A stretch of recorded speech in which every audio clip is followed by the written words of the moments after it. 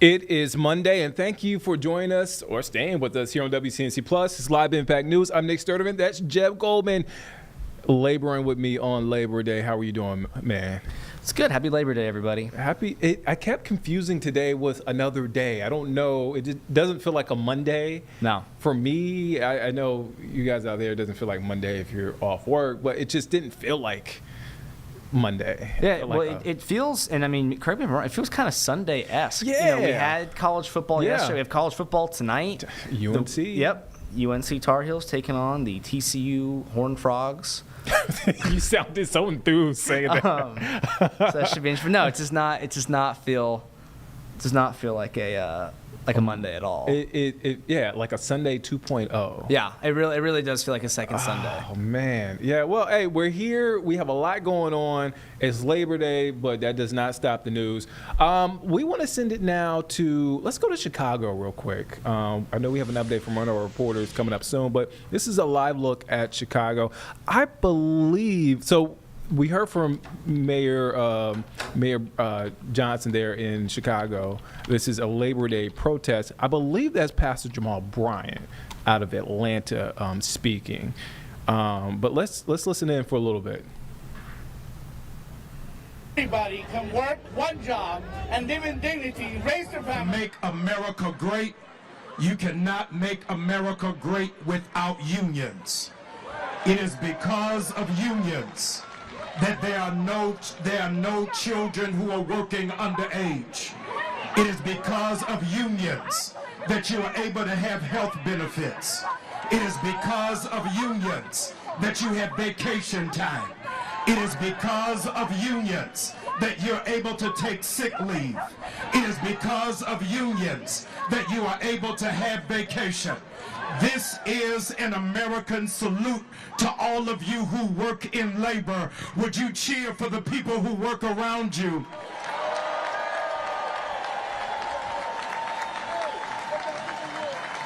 There are more labor workers than there are billionaires. You just missed what I said. There are more labor workers than there are billionaires. It is because of your sweat equity. It is because of your stick-to-itiveness. It's because of your focus that America is still standing. You are the true patriots. Celebrate yourselves on Labor Day. Celebrate yourselves. I want to thank Randy and Stacy for standing with us. I so believe in what it is that you are doing that I flew from Atlanta, Georgia, just to be with the labor workers of Chicago, Illinois, because this is not a local fight. It is a national fight. We owe a debt of gratitude for the most fearless leader in America today is the mayor of Chicago. Let's celebrate him.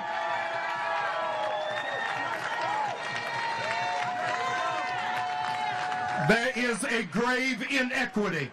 There's a grave inequity when ICE agents are making more money than Chicago teachers.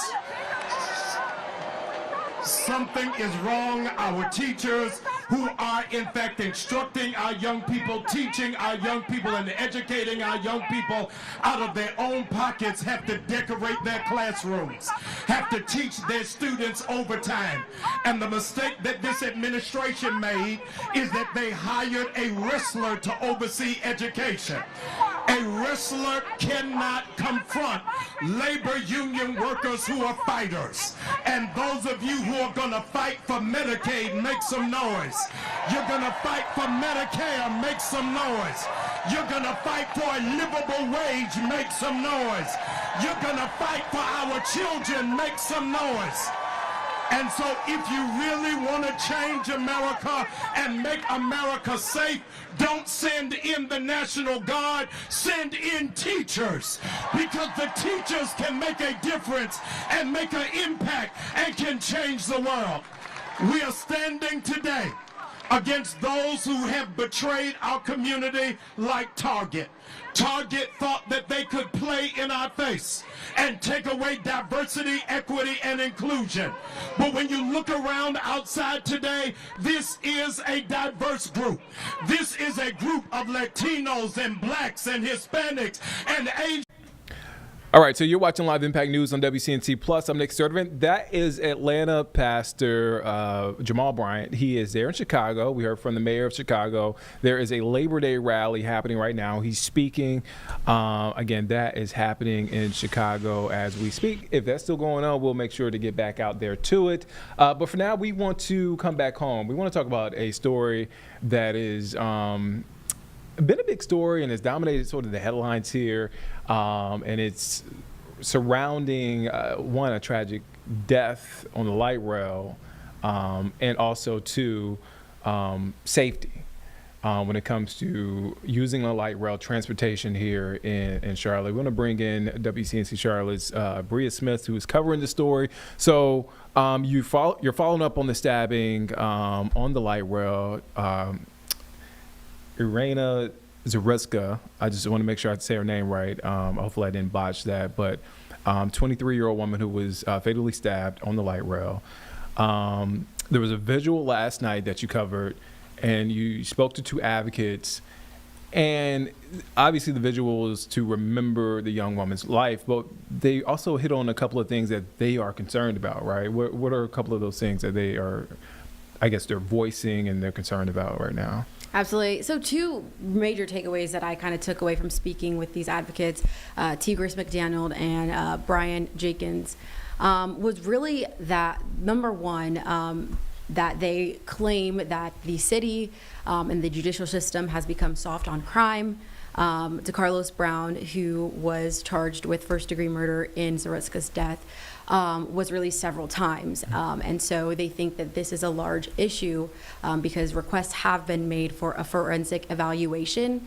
And it has been, extensions for that have been put into place several times. So where is it that we can, pretty much kind of center the issue, the root problem of what's really happening and why are we releasing, criminals back into the, the public, and how this could have prevented an incident like this is where these advocates are coming from. But then also an expansion, for the transit system has been approved for the near future or, in the future in general.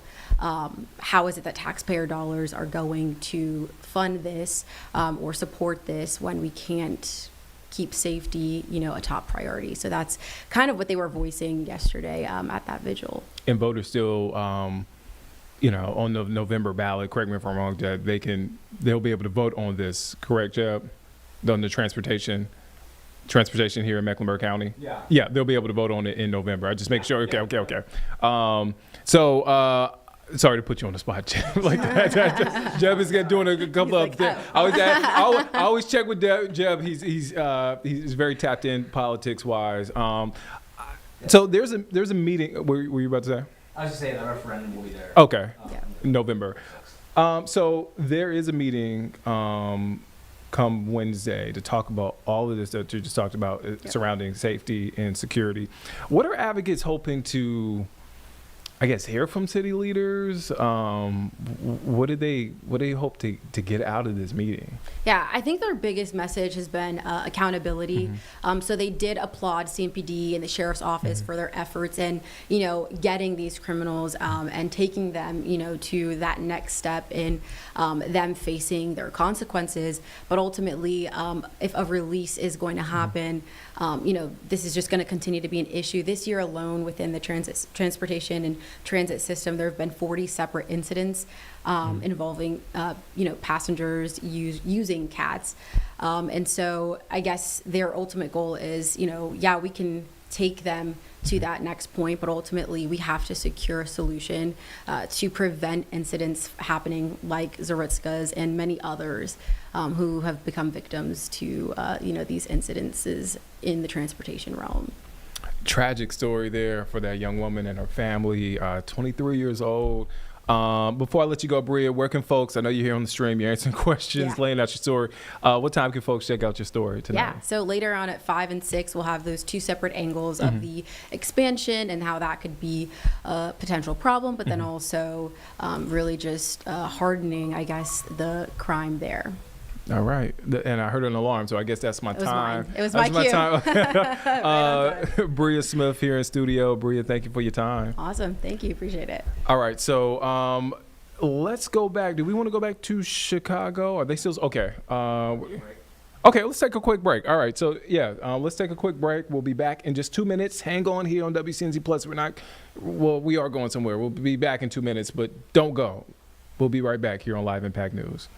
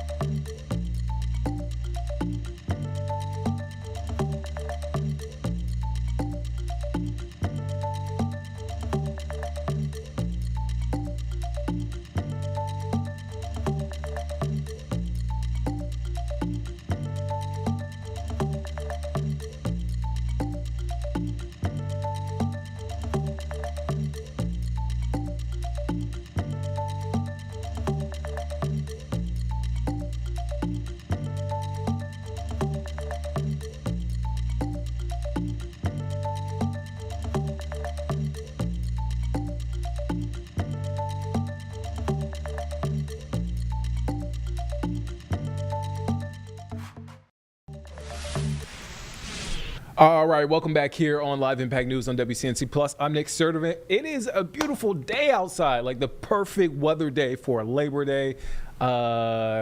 Jeb, you have any plans after? You're looking at them. No, I'm hoping to go for a run during this weather later. I was about to say you're out of here like a couple of hours. Yeah, so no, like, I'm hoping to get a nice little jaunt in after work. How about you? Do anything after work? My run club is meeting today. Okay. So I think I'm going to meet up with the No run days club. off. I respect that. Yeah, I got a run in this morning. It felt great. Okay, I saw 5 miles. 5 miles, so I might And get fast 5 miles too. Man, I was running, man. I feel like my legs were heavy, so I feel like I was running slower than I normally do, but because I had Your leg time day was good. yesterday. You posted a good time. It was a good time. If you guys don't man. follow Nick Sturgeon on Instagram, hit him up. You got Hey, to man. here. Yeah, I'm up early. If you're in the South End area, Yep. and you see me out, wave. Nick Sturgeon hangs out in trendy parts of town. I probably won't wave back because I'm locked in. No, dude. I'm that guy when I Yeah. run and when I work out. He's I'm like Iron Man focused. Age of Ultron. Right? He's locked in. Meanwhile, Jeb runs like an 8-minute mile. So 8 minutes, my- bro. Are you trying to? My 9:30, 9:40 split time is It's nothing. on that 7:45 now. I just want I need the 7:45. audience to know that. This guy is smoking me. I'm not. No, you got me on the miles. So I can't run Nick Sturgeon miles. Look, if you don't run at 7:45 in this weather, I bet I could do it. We'll see. don't hurt yourself. We'll see. That's what I'm saying. I've had the worst pain ever, man. I've been dying on my left leg. Don't take it easy. It's a good day to take it easy because the weather is great. Let's check in with meteorologist Chris Mulcahy with our full forecast. Happy Labor Day, everyone. It's going to be a good one. Check it out. I'll give you 4 different examples on this sunny to mostly sunny skies. Whoo, everywhere you look, it is absolutely gorgeous. Get outside and enjoy it. I really like where things are going overall. Cookout forecast, what are you doing for your Labor Day? It looks splendid. Talking about the upper 70s for most of the afternoon. Now, we will just barely touch that 80-degree point, but pleasant, perfect are a few describers for today, a few adjectives, and dry buns. That's most important because you don't have to worry about a charcoal grill cooling down because of a sudden storm. We have no rain chances over the next few days. That's why our backyard grill cast looking good. Green spatulas over the next 3 days. Now, we do have more clouds on Wednesday, and there's some chance for rain in the mountains. We'll get to that here shortly, but all in all, most likely we're staying dry. Tonight, it's going to be another chilly one. This morning, we dropped down to the upper 50s. We'll do it again by tomorrow. 52 in Salisbury, a little bit cooler there, and back to the 40s for you in the high country. And then going forward, we slowly get warmer for not just our lows, but also our high temperatures as well. But for tomorrow, copy and paste. Just Control-C, Control-V. Because today, 80 degrees, mostly sunny skies. Tomorrow, 81, mostly sunny skies. The only difference is maybe 1 degree, but they're both feeling just as comfortable. That's the best thing about this forecast. Today, tomorrow, feeling amazing. So nice, no problems, not even a sticky atmosphere. That will change by Thursday in a hurry. But over the next 3 days, it's feeling amazing. Wednesday and Wednesday night is really the transition period. That's why I chose today as my pick of the week, because it feels the best. And if this is your jam, you like that fall-like weather, pumpkin spice is what you like, well, this is going to be the perfect fitting one, where it was actually invigoratingly cool this morning. But I'm actually giving a multiple choice for pick of the week, because some of you are still big summer fans. So if you're more of the hot and humid weather and you don't want to see it go away, well, I have a pick for you as well. That's going to be Saturday. I lean this way. That's just my opinion, but if you like to get in the summer air, we have a summer day as well. Over the next 36 hours, don't have a lot going on. Any rain that we see in the Carolinas is far western North Carolina, high pressure system, kind of putting up the Heisman for anything coming to the Charlotte area in the near term. But then we have a series of lows here with warm fronts. That eventually is going to shift the winds, allowing for us to warm up big time, and then one of them just scurrying on through is going to allow for an isolated storm chance for your Thursday. So it's really Wednesday night through Thursday night that's our next best chance for rain. Friday and Saturday, spotty to nothing at all, and then another return to rain by the time we get to Sunday. But for our extended forecast, I don't really have a lot of rain on the way. It's really northwest of us and southeast. Here in between, in the middle parts of the Carolina, a whole lot of nothing. Where we had a very wet August for the first 3 quarters or so, but it was the last week that we had no rain whatsoever. So we continue this dry pattern, and oftentimes when you have a dry pattern like this, it's tough to break it right away. As I mentioned, there's a chance for rain on the western side of the Carolinas. Not too much going on, mainly just some passing clouds over the next few days. To get my head out of the way, you can see Tuesday, 3 p.m. Yep, we still looking at a drier atmosphere, but then here's the change. You will see a few showers potentially late day on Wednesday. If you're watching from the mountains, you could have rain as early as your Wednesday morning. I think these survive, not really making it to the Charlotte area, but we might have to make some adjustments for your Wednesday afternoon. These subtle temperature swings that we're going to see is all because of the jet stream. Jet stream's a little bit lower for the next couple of days, but it's going to lift to the north, which is going to allow for some of that tropical air to eventually start to move back in. So for our 7-day forecast, today's actually the coolest. Tomorrow morning will pretty much match what we had this morning, and then we start our warm-up. So eventually getting back up to that 89-degree point. Good shot that many of us even hit 90 degrees. Might have to up that for another cool down back into the lower 80s. So enjoy this forecast. A good first start to September. Again, a great day just to sit around and not do much. I mean, if you want to go out, do what you want to do, I understand, but it's a great day, and it's a great day to focus on your mental health, to relax, and think about work, which I know it can be challenging. I know this holiday kind of rolled up on a great time for folks just to decompress, because it can be tough in the workplace, and balancing and having that work life balance can be challenging, and you know, you want to be productive, but you also want to make sure that your mental wellness is top priority. And you may be wondering, okay, you're saying that, how can I do that? How can I apply that? So this morning we actually heard from an expert on how you can manage your mental health at work. So you got a chance to speak with our very own Jay Monreal during the 9 to 11 stream. In case you missed that, let's listen in to that interview. As we take it upon ourselves to just kind of enjoy this day. And we are this morning talking about mental health, bringing in Labor Day. Of course, we celebrate the day to honor the hard work and the dedication of American workers, but it is also important to remember that our mental health deserves just as much attention as our productivity. And we want to have this important discussion with you right now. Lauren Howard, CEO of LB Health, joining us this morning. Lauren, thanks for joining us this morning on this Labor Day. Hopefully you're not working too hard. Not too hard, no, thanks. Thanks for having me. Oh, of course. Want to talk about this important subject. We can't really discuss enough how important mental health is, right? Now, at LB Health, they've been advocating that this time is good to focus on mental health. Why is this connection between work and mental wellness so important? Yeah, I think, as LB Health as a company, we actually started focused heavily on burnout, toxic work environments, and workplace trauma. And we realized that a lot of the people who were coming in for that support were coming in because they didn't truly understand what the real definition of productivity was. Their understanding was that productivity meant I have to be doing something all the time that is incredibly active, that shows outcomes, that proves to somebody that I am busy, when in reality, productivity can mean a lot of things. And the thing that leads to burnout is this feeling like we can never rest, not the feeling like you're working too hard. I mean, we do struggle. I mean, we struggle with this idea of being on. Like right now, I am on. This is part of my work flow, is to be on. We're on air and we're on the stream here live. So what are some of the signs, though, that someone might be pushing too hard and neglecting their mental wellness?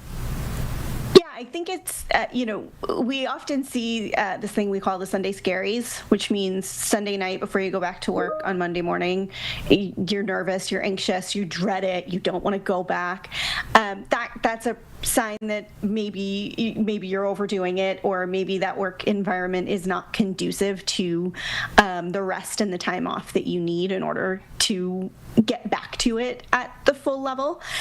In general, you'll see a sense of apathy toward work. You'll see a lack of eagerness to do a job that maybe you really enjoyed before, and a desire to be anywhere but, which, sometimes people have jobs they don't love, and that's the reality of it, and everybody has to earn a living to pay the bills.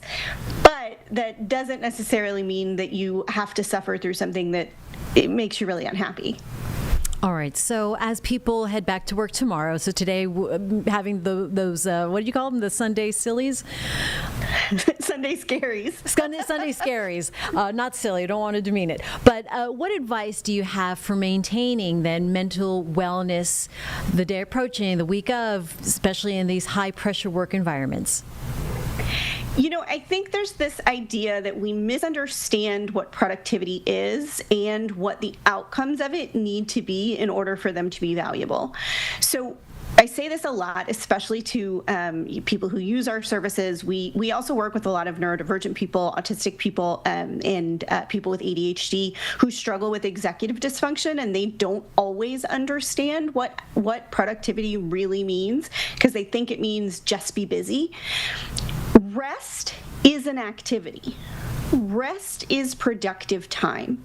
And when you start integrating that into your idea of what your productive time needs to be spent doing, it changes your perspective on this idea of busy versus getting things done in the time that they need to be done. Rest gives your body time to restore. It gives your brain time to reset, your nervous system time to, process through everything that you've experienced recently.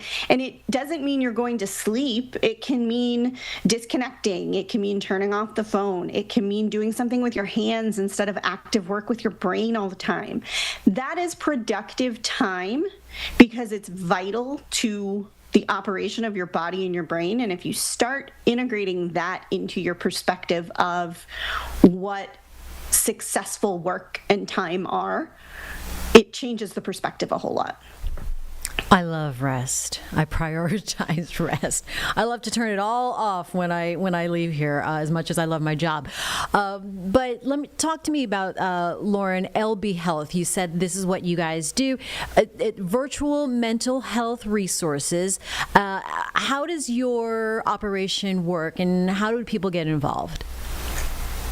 So we're available in all 50 states. We have assessments for adult autism, adult ADHD, as well as full mental health treatment. We also have psychoeducational groups.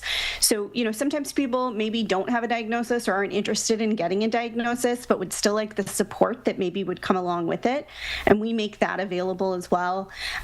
Everybody can sign up directly from our website. You can talk to a navigator on our website who can explain the care. Most of it is covered by insurance in most states. And we try to make it as accessible as possible, both through taking insurance as well as creating programs that are affordable to those who are uninsured in the most accessible way that we can, because creating a solution that provides great services but that people can't access doesn't help anybody. Yeah, for sure. I mean, and technology hasn't been so great to be able to have that connection, especially for people who might not be able to physically take away a couple hours to drive to a therapist's office, but at least you'll be able to access that mental health support. Yeah, absolutely. And we also work a lot with individuals who are in very rural areas who, short of literally driving hours to reach their nearest clinician and often waiting months, if not years, to get that care, wouldn't get access to that care at all. And so it really has opened up a whole lot of availability of very niche care. Neuroaffirming mental health care, especially with assessments for adults, is pretty hard to find. And it really has opened up a whole lot of availability to individuals who just assume they would never be able to access it. And Lauren, talk to us about you don't have to be in a crisis to seek mental health help or support, right? Talk to us about the varying levels and examples, perhaps, of why people should seek maybe some support in a mental health capacity. Yeah, I think that's a really big kind of misunderstanding of what mental health care is. Just in the same way that you don't have to have an active illness to go to your primary care because preventative care is so important, you don't have to be in the middle of a full mental health crisis to go seek services. It happened to me personally several years ago now. I looked up one day and realized that the world just had no color in it. I didn't feel excited about anything. I love dogs, and somebody brought a puppy over, and I was like, it's okay. And that was, I looked around and went, wait a minute, I'm not myself right now. But I wasn't missing work. I wasn't missing deadlines. I was still spending time with my family. I just wasn't enjoying life in the way that I normally did. And this was before I owned my own clinic. But I'm saying this as a person who has an entire career and background in mental health care, knowing what to look for. And I still missed it because when it's you, it's different. And so eventually I talked to somebody, and they were like, yeah, you don't have to be at the end of your rope to need support. And so that's why we have services available that are psychoeducational, meaning you can just go get support from clinicians and peers without enrolling in an entire mental health program. We obviously have mental health care as well. And then there are some people who know they need something, they don't know what it is. They think maybe there might be a diagnosis there. Sometimes it's neurodivergent, sometimes it's something else. And so that's what we have the assessments for. Do we support people who are struggling and truly in the middle of a crisis? As long as it's safe to do via telehealth, absolutely. But a lot of our patients are just trying to get through the day in what is a really, really hard time to exist. And life is lifing, it's okay, but they just want it to feel comfortable like it did before. And that's a really good time to seek help. All right. I think it's a really good time to have this conversation on this Labor Day, where hopefully a lot of people are just taking it for themselves, reflecting and resting. That mental health, work-life balance, it is a challenge at times, for sure, Lauren. Yeah, and I think we have to start changing our perspectives on how much time needs to be spent working and what work and productivity actually are. And if we start doing that, we can be a little kinder to ourselves on the days where maybe we don't achieve everything on the to-do list, but we found another way to restore our souls in a way that it needed. Really good interview this morning with Jane and Lauren Howard, talking about mental health and how to balance that with work. Some great advice there. You can catch that interview right now. It's actually available on our digital platforms on YouTube as well, so you can check out the entire conversation. All right, let's take a break. We're going to take a quick break. We'll be back in just 2 minutes. I promise, just 2 minutes here on Live Impact News on WCNC Plus.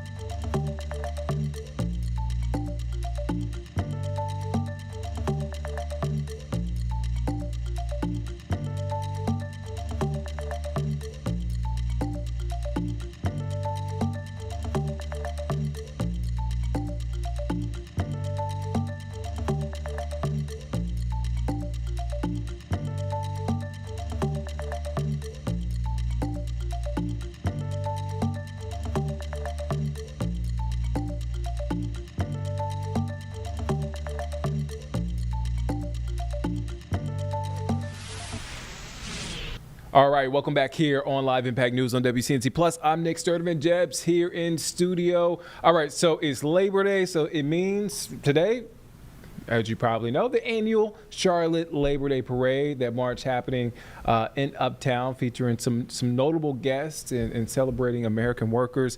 WCNC Charlotte's Miles Harris was at today's parade. Miles, what can you tell us about today's parade? What was your takeaway?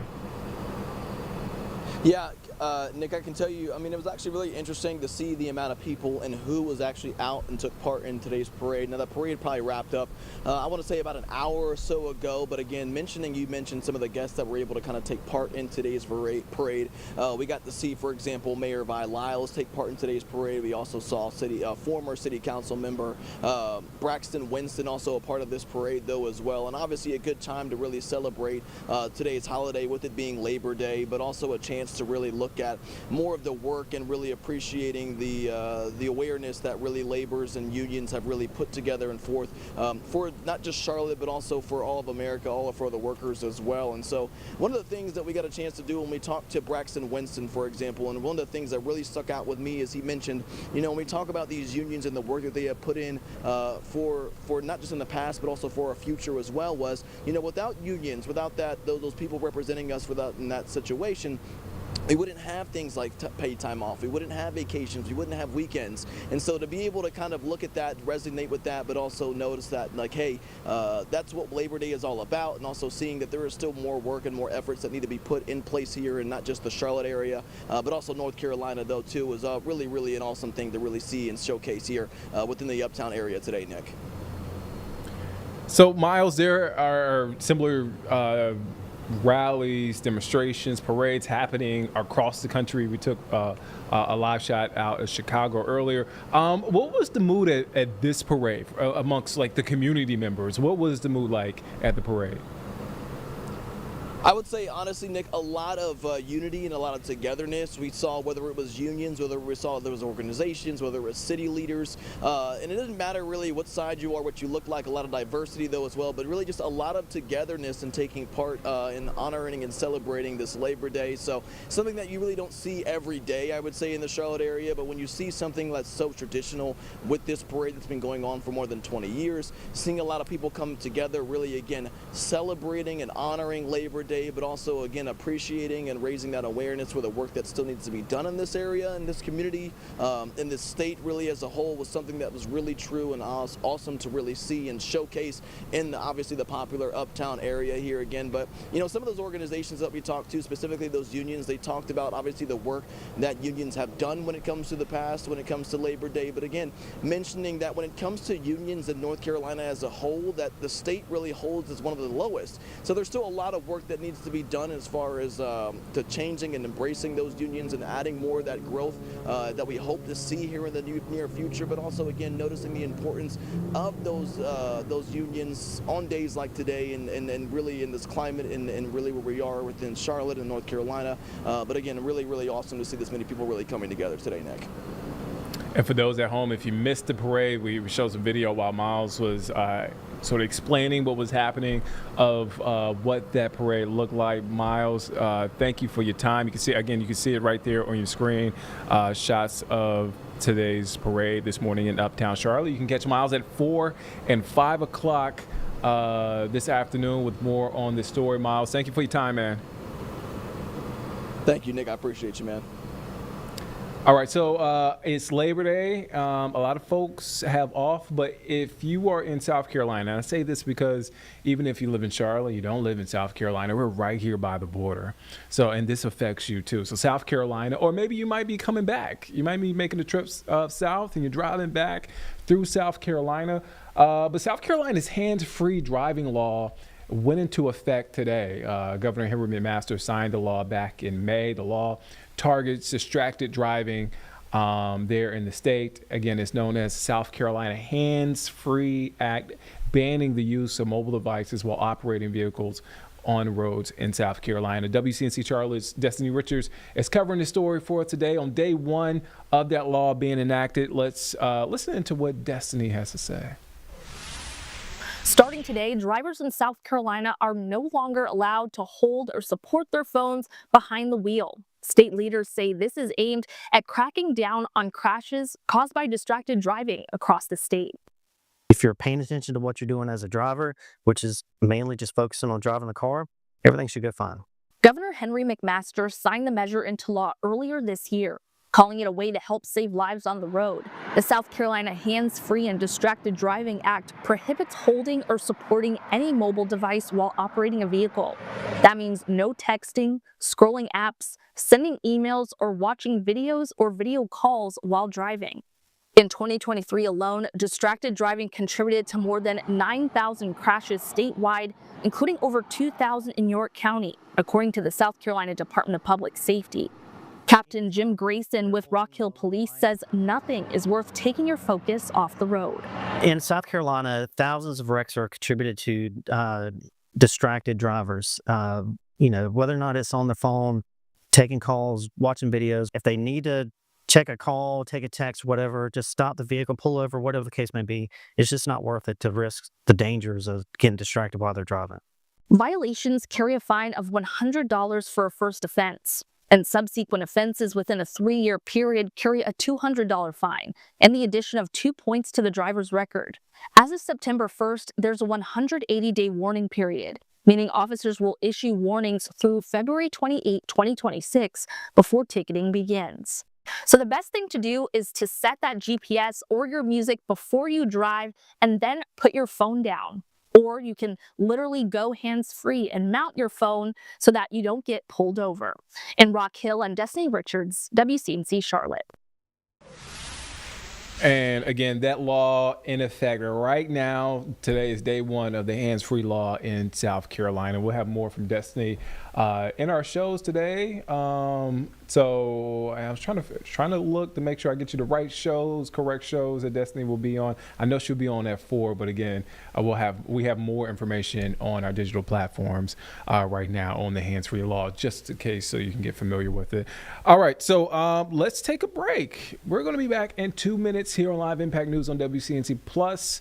Again, hold on tight. Don't go anywhere. Stick here on WCNC Plus. We'll be right back in just 2 minutes.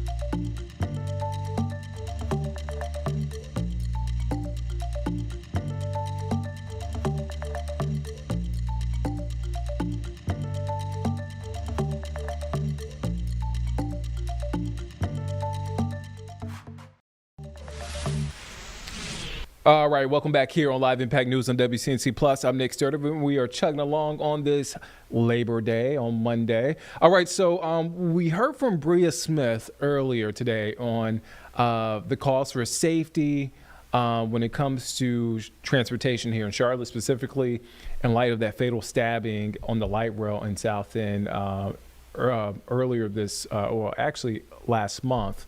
Now that is the first. And so last night there was a candlelight vigil to honor the young woman, the 23-year-old woman who was stabbed and died. But we heard from advocates talking about the need for safety and other things concerning transportation surrounding other things concerning Charlotte's transportation, especially since in light of that fatal stabbing there on the light rail. And so we heard from advocates last night, and we heard from both Brian Jenkins, advocate, and then also Tigress McDaniel, advocate. Also, just want to point out, mayoral candidate running against Mayor Via-Lyles. So again, I wanted to point that out and put that in note. But again, they got a chance to talk to Bria Smith last night after that visual about their concerns and what they want to see happen. We'll hear from Tigress first. Again, she's running against Mayor Via-Lyles in that mayoral race. Let's take a listen into those interviews in case you missed it. So you think that, innocent people, innocent lives are falling through the cracks of the system, and then talk about ahead of Wednesday's meeting what you think city leaders, transportation, leaders can do to prevent something like this. So, number one, again, I applaud CMPD and the Sheriff's Department for doing exactly what they're supposed to do, because we cannot blame them at all. They have done an upstanding job. They've been arresting DeCarlos DeJuan Brown since 2007 consistently, and bringing him to answer for his violent crimes consistently for years. The Sheriff's Department, they're limited to booking him, and they've been doing the booking since 2007. The records are publicly accessible, and yet the DA's office and the judges are dropping the ball. Now again, I will point out that Judge Keith Smith and Judge Roderick Davis in the last year and a half, they have requested for him to have a forensic evaluation. And the DA's office has hemmed and hawed for the last year and a half, asking for extension after extension after extension without good cause. The budget is there. The money is there. Jeff Jackson knows that. Spencer Merriweather knows that. It is appalling and insulting to tell Charlotteans that they don't have the budget to have him undergo the forensic evaluation. It is appalling for them to allow, like you just mentioned, for these innocent individuals who are losing their lives altogether. And their families are not getting justice at all. 5 years have gone by. You've got Lucille Puckett's son. That's another example. This was Sean Harbin. Talvey Moore, a renowned drug lord here with an appalling serial violent criminal history. Same thing as DeCarlos DeJuan Brown. Voluntary dismissal after voluntary dismissal. Violent crime after violent crime. He has also equally 3 to 4 bond forfeitures on his criminal record. How does a DA explain that? How does a judge explain seeing that in the record and then giving this person the ability to sign themselves out on their own recognizance, or giving them a bond at all? These are not like simple petty crimes. You're talking about possession of a firearm by a felon, burglary, robbery with a dangerous weapon, assault on the female, several assaults on the female. So there is no excuse for any of them. And this one ended with a lifelong. You got it. 2004, since 2004 with Talvey Moore, Talvi Moore. No justice. And then you have these spineless judges like Karen Edie Williams, who had the authority at that time to convict him and did not stand firm. Just like Carly Archie, she fails us all the time. She's soft on crime. She wants to give mass shooters a slap on the wrist. don't do that anymore. How in the world is that proper adjudication? Yet they want to terrorize regular Charlotteans in civil cases and other petty issues that do not take precedence over these types of crimes. Talk about, the SOP earlier this week kind of called out Yes. Mayor Milo. Yes. And one of her statements, a mention of hers was that essentially, paraphrasing here, to take mental health Yes. seriously. Like cancer or heart disease. And I equally found it insulting. So what do you say to that?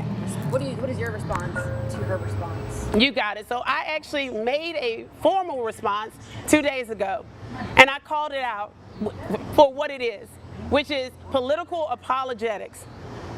And Charlotte is tired of it, and it is insulting. It is insulting to Irina. It's insulting to Ukraine. It's insulting to Charlotteans.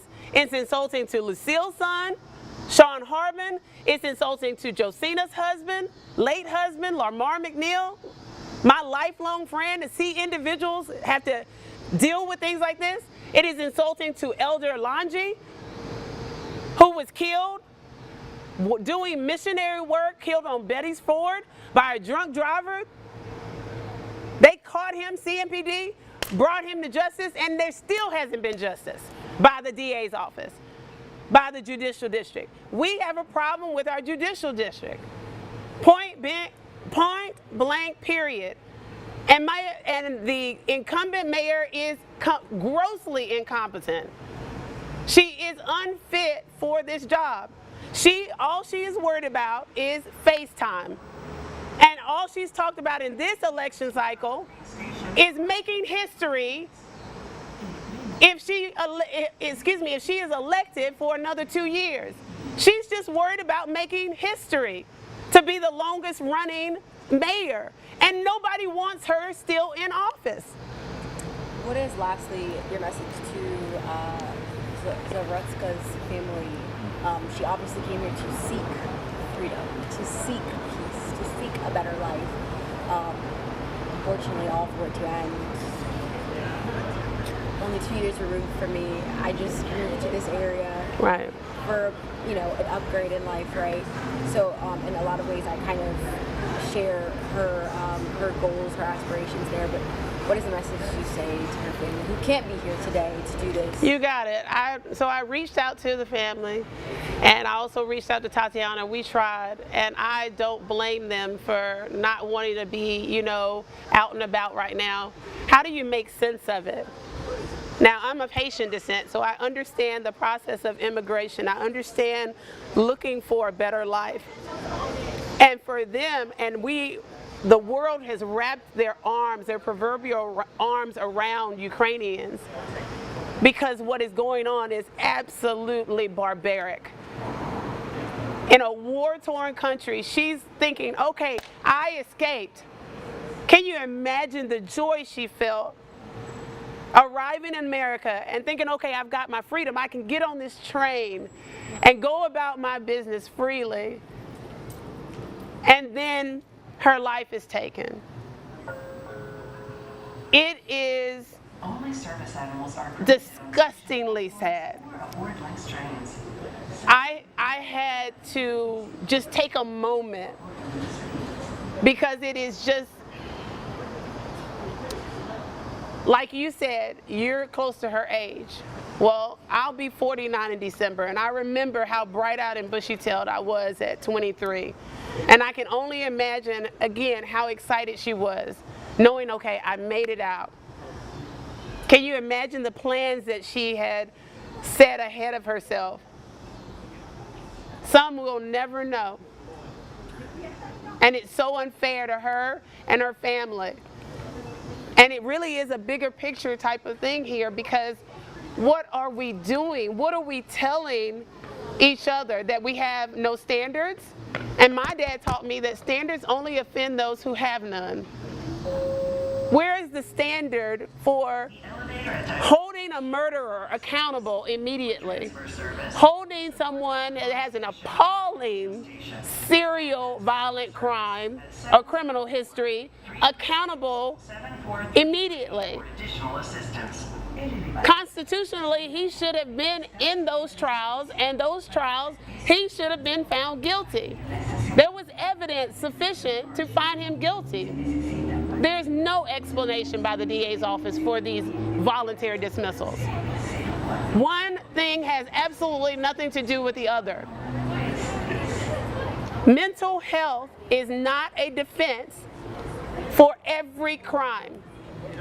And it cannot be a defense for every crime if he's got a pattern, because then they are telling on themselves inadvertently that they have dropped the ball. You don't have a pattern of violent crime 3, 4, 5, 10 years, and the DA's like, oh, we don't have a budget for the forensic evaluation. Standards only offend those who have none. So their political apologetics tells us that our judicial district is compromised and corrupted. Thank you. Yes. Appreciate it. We'll switch the mic. Yes. Talk to me a little bit about, obviously you guys have spoken about your feelings. Really, I know we sometimes don't want to, point the finger, but at the end of the day, someone's got to be responsible. Someone's, have to be responsible for this life, this innocent life that was taken. So talk a little bit about the point that you had mentioned earlier when we first were speaking that you had made. Sure. My feelings on it is that, they want to kind of kick the can, pass the buck, and they want to point the finger at CMPD. And, I can tell you, they can't have police on every train. They can't have police on every corner. We all can't have our own personal bodyguards. So I think really where the failure came in is that you've got soft on crime DAs, soft on crime judges, soft on crime magistrates, and it's leading to people getting killed, people getting victimized, and nobody's following who's actually doing the releasing. Who are the judges that are actually soft? Who are the ones that are releasing these people over and over and over again? And who's being held accountable? It doesn't seem like anybody is. A meeting will be held, and a lot of people can, like you all, come and share their sentiments, what they feel. If you were just in front of them today, and it was just you, what is the message you have for government, city leaders, transit? I mean, their idea is to make, transportation and the system safe. That was my point. And that their plan is to expand it, and that's going to come from taxpayer dollars. How do you feel about that? So the first part of your question, though, my statement to them would be start working for the 99% of us that want safety, that want accountability, right? We want law and order back in Charlotte again. They seem to be bending over backwards to work for this small, tiny percent of career criminal, the 1%, or maybe even a half of 1%. And the whole thought is, let's be kind, let's be nice, let's be lenient. And it's resulting in people like Irina getting killed, getting slaughtered, getting stabbed in the neck 3 times as she was doing nothing except going out with her friends and trying to enjoy a Friday night. And so I want every judge to be able to look at the video unedited of what happened to her and look at that and see how they feel about the next person that they let out with a beautiful, soft, kind, lenient sentence. They should be in jail. And if we need to build more jails, let's build more jails. If we need to build more prisons, let's build more prisons. But let's protect the 99% of people that just want law and order and safety back throughout the United States, and especially here in Charlotte where we live. She told me to say that. I'm kidding. I'm only kidding. I'm totally kidding. I'm only kidding. No, I love it. You guys are doing a great job. Yeah, I'm a former federal ranger too, so this is because I told him my dad was an attorney, so we got. I have 4 brothers, and I'm the youngest, and one sister. But really, that youngest brother, we were like 2 years apart. I'd argue that I was a lawyer in my past life, which should have been. All right, so that is a full interview again with advocates discussing their concerns and voicing their concerns after that deadly stabbing last month on the light rail in Charlotte. All right, so let's. You say let's take a break? Okay, let's take a break. All right, let's take a quick break. We'll be back in just 2 minutes here on Live Impact News on WCNC Plus. Hang on tight.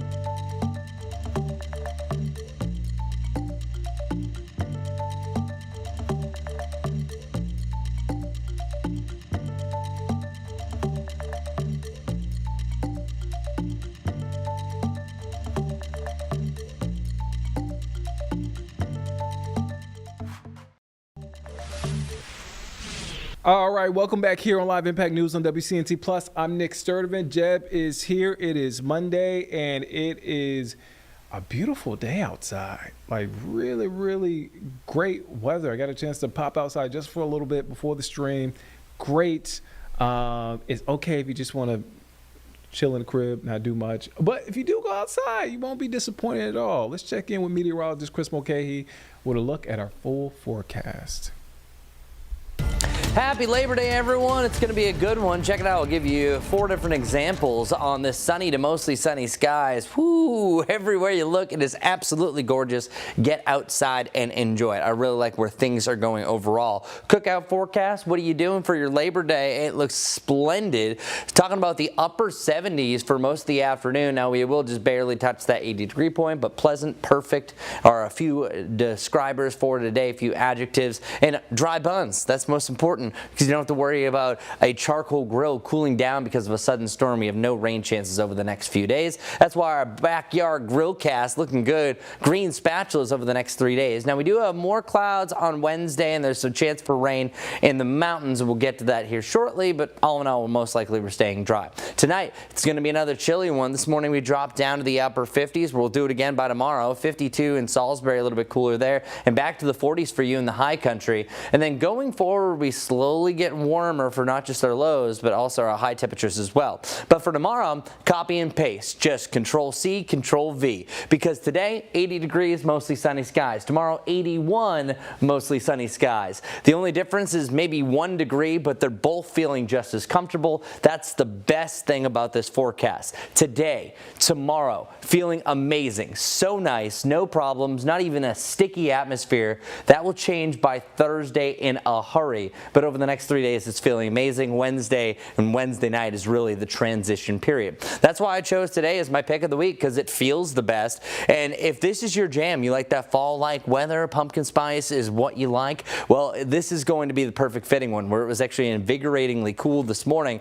But I'm actually giving a multiple choice for pick of the week, because some of you are still big summer fans. So if you're more of the hot and humid weather and you don't want to see it go away, well, I have a pick for you as well. That's going to be Saturday. I lean this way. That's just my opinion, but if you like to get in the summer air, we have a summer day as well. Over the next 36 hours, don't have a lot going on. Any rain that we see in the Carolinas is far western North Carolina, high pressure system kind of putting up the Heisman for anything coming to the Charlotte area in the near term.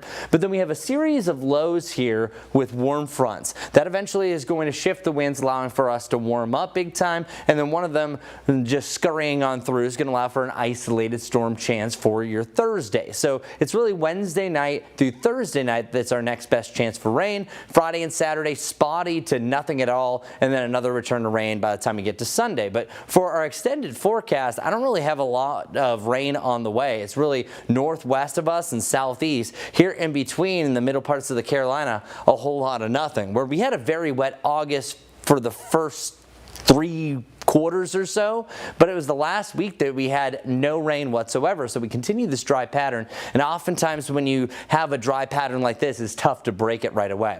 As I mentioned, there's a chance for rain on the western side of the Carolinas. Not too much going on, mainly just some passing clouds over the next few days. To get my head out of the way, you can see Tuesday 3 p.m. Yep, we still looking at a drier atmosphere, but then here's the change. You will see a few showers potentially late day on Wednesday. If you're watching from the mountains, you could have rain as early as your Wednesday morning. I think these survive, not really making it to the Charlotte area, but we might have to make some adjustments for your Wednesday afternoon.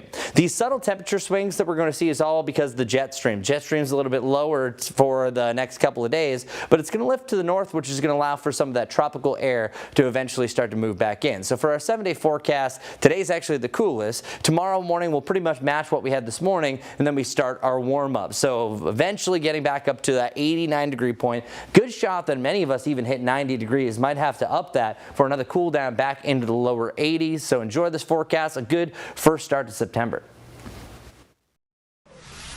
Great forecast. And look, man, we got more college football tonight. We have UNC playing the TCU Horned Frogs.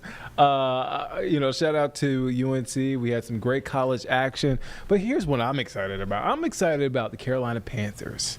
I'm excited about the NFL season starting. We have a game here on WCNC Charlotte Thursday night. Guess who's playing? Jeb, you know who's playing. Who's playing? It's Philly Dallas. Micah Parsons. Yeah, I was gonna say he's gone. Cowboys. Gone forever. We'll touch on that at another time. But the Panthers, I like the Panthers this year. Jeb, I liked him a lot more before preseason, and I know preseason isn't like the be-all, end-all, but they kind of were like the worst team. But the Browns were the best team. Like, right. So I don't necessarily – that doesn't mean I believe the Browns are going to have a good year. Okay, so I think Bryce Young is going to throw for 4,000 yards this year. You think Bryce Young is going to throw for 4,000 yards? Yes. Now, I'm a little worried about that because Jalen Coker just got put on the IR, so he's going to miss about a month of game action. But Hunter Renfrow is back on the squad. I read a report, read it out loud. He was saying, hey, it was either Carolina or no team at all. Wow. He wanted to play in Carolina. Hunter Renfrow went to Socastee High from the Myrtle Beach area. He wanted to play close to home. Myrtle Beach, not far from Charlotte. So yeah, I'm liking. XL has to step up as number 2. He's already listed as the number 2, but I think a lot of folks are just so high on Jalen Coker potentially being the number 2. But we have to see XL step up in a big way. We have to see T-Mac step up. I know he's a rookie, but got 2 big receivers. You use your first top picks in the past couple of years as receivers, and you expect for them to produce. Yeah. And you want them to be that duo, right? You want them to be the Randy Moss to the Chris Carter, the T. Higgins to the Jamar Chase. Yep, I think that's a possibility. XL can get open. He finds space. It's just catching the ball. You got to keep the ball in your hands. That's you got to run. Yeah, it's called a receiver. They're not playing tag, right? It's not duck goose. Like you got to get the ball. Do you think, before we get to our friends with Locked On, do you think XL is a 1,000-yard receiver this year? I do not think so. Okay. I don't think XL is a 1,000-yard receiver, period. But okay, I don't think he needs to be. Okay, so who is going to be that 1,000-yard receiver? I think T-Mac, you spend a top 10 pick on a receiver, they have to be a 1,000-yard receiver. He has to be the guy. Rookie year, I know a lot of expectations. You want to subvert those expectations. There's going to be some growing pains getting into the league, but he's a first-round pick. I mean, he's a top 10 pick. Like, if you're going to spend a top 10 pick on a player, they have to be an impact player game one. Did he show enough in the preseason where you thought that was a possibility? Because let me take you back, and I'm not getting on you. I'm getting on myself too. We both were kind of critical. I didn't like the pick. I didn't feel like I was kind of iffy on it. I didn't think that was their position because I really like Jalen Coker. And I think XL's fine. And obviously we had Adam Thielen at the time, who I thought had a couple more good years. We'll see what he does. Yeah, we'll see what he does in I think he's going to have a good season with the Vikings, by the way. Yeah, I agree.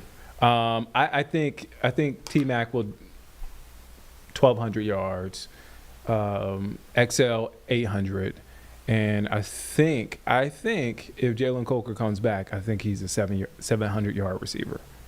I mean, if the Panthers receiving group has that kind of season, it'd be amazing.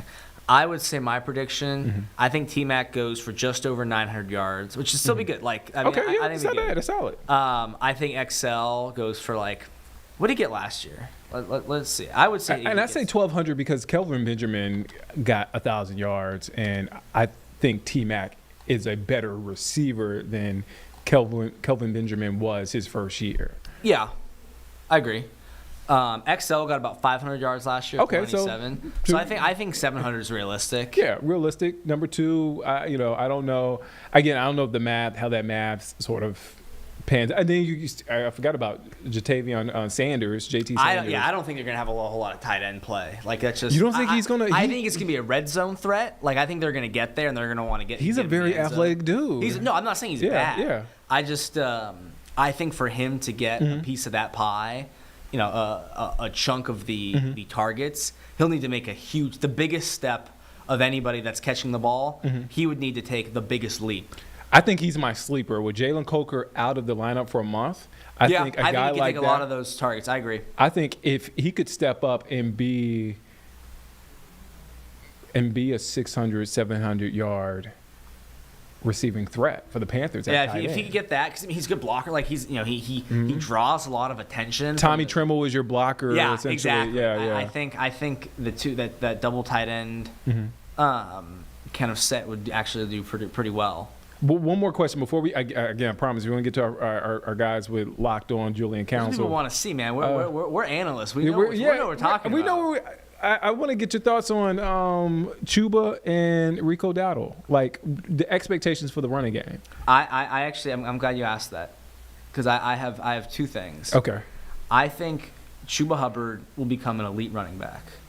I think he's a great running back. I think this year so like a 1,900 elite is 1,900. That's what Derrick Henry and what Saquon Barkley. I could see him doing 1,500 plus. Okay. I could see him solid Pro Bowl. Solid offensive weapon.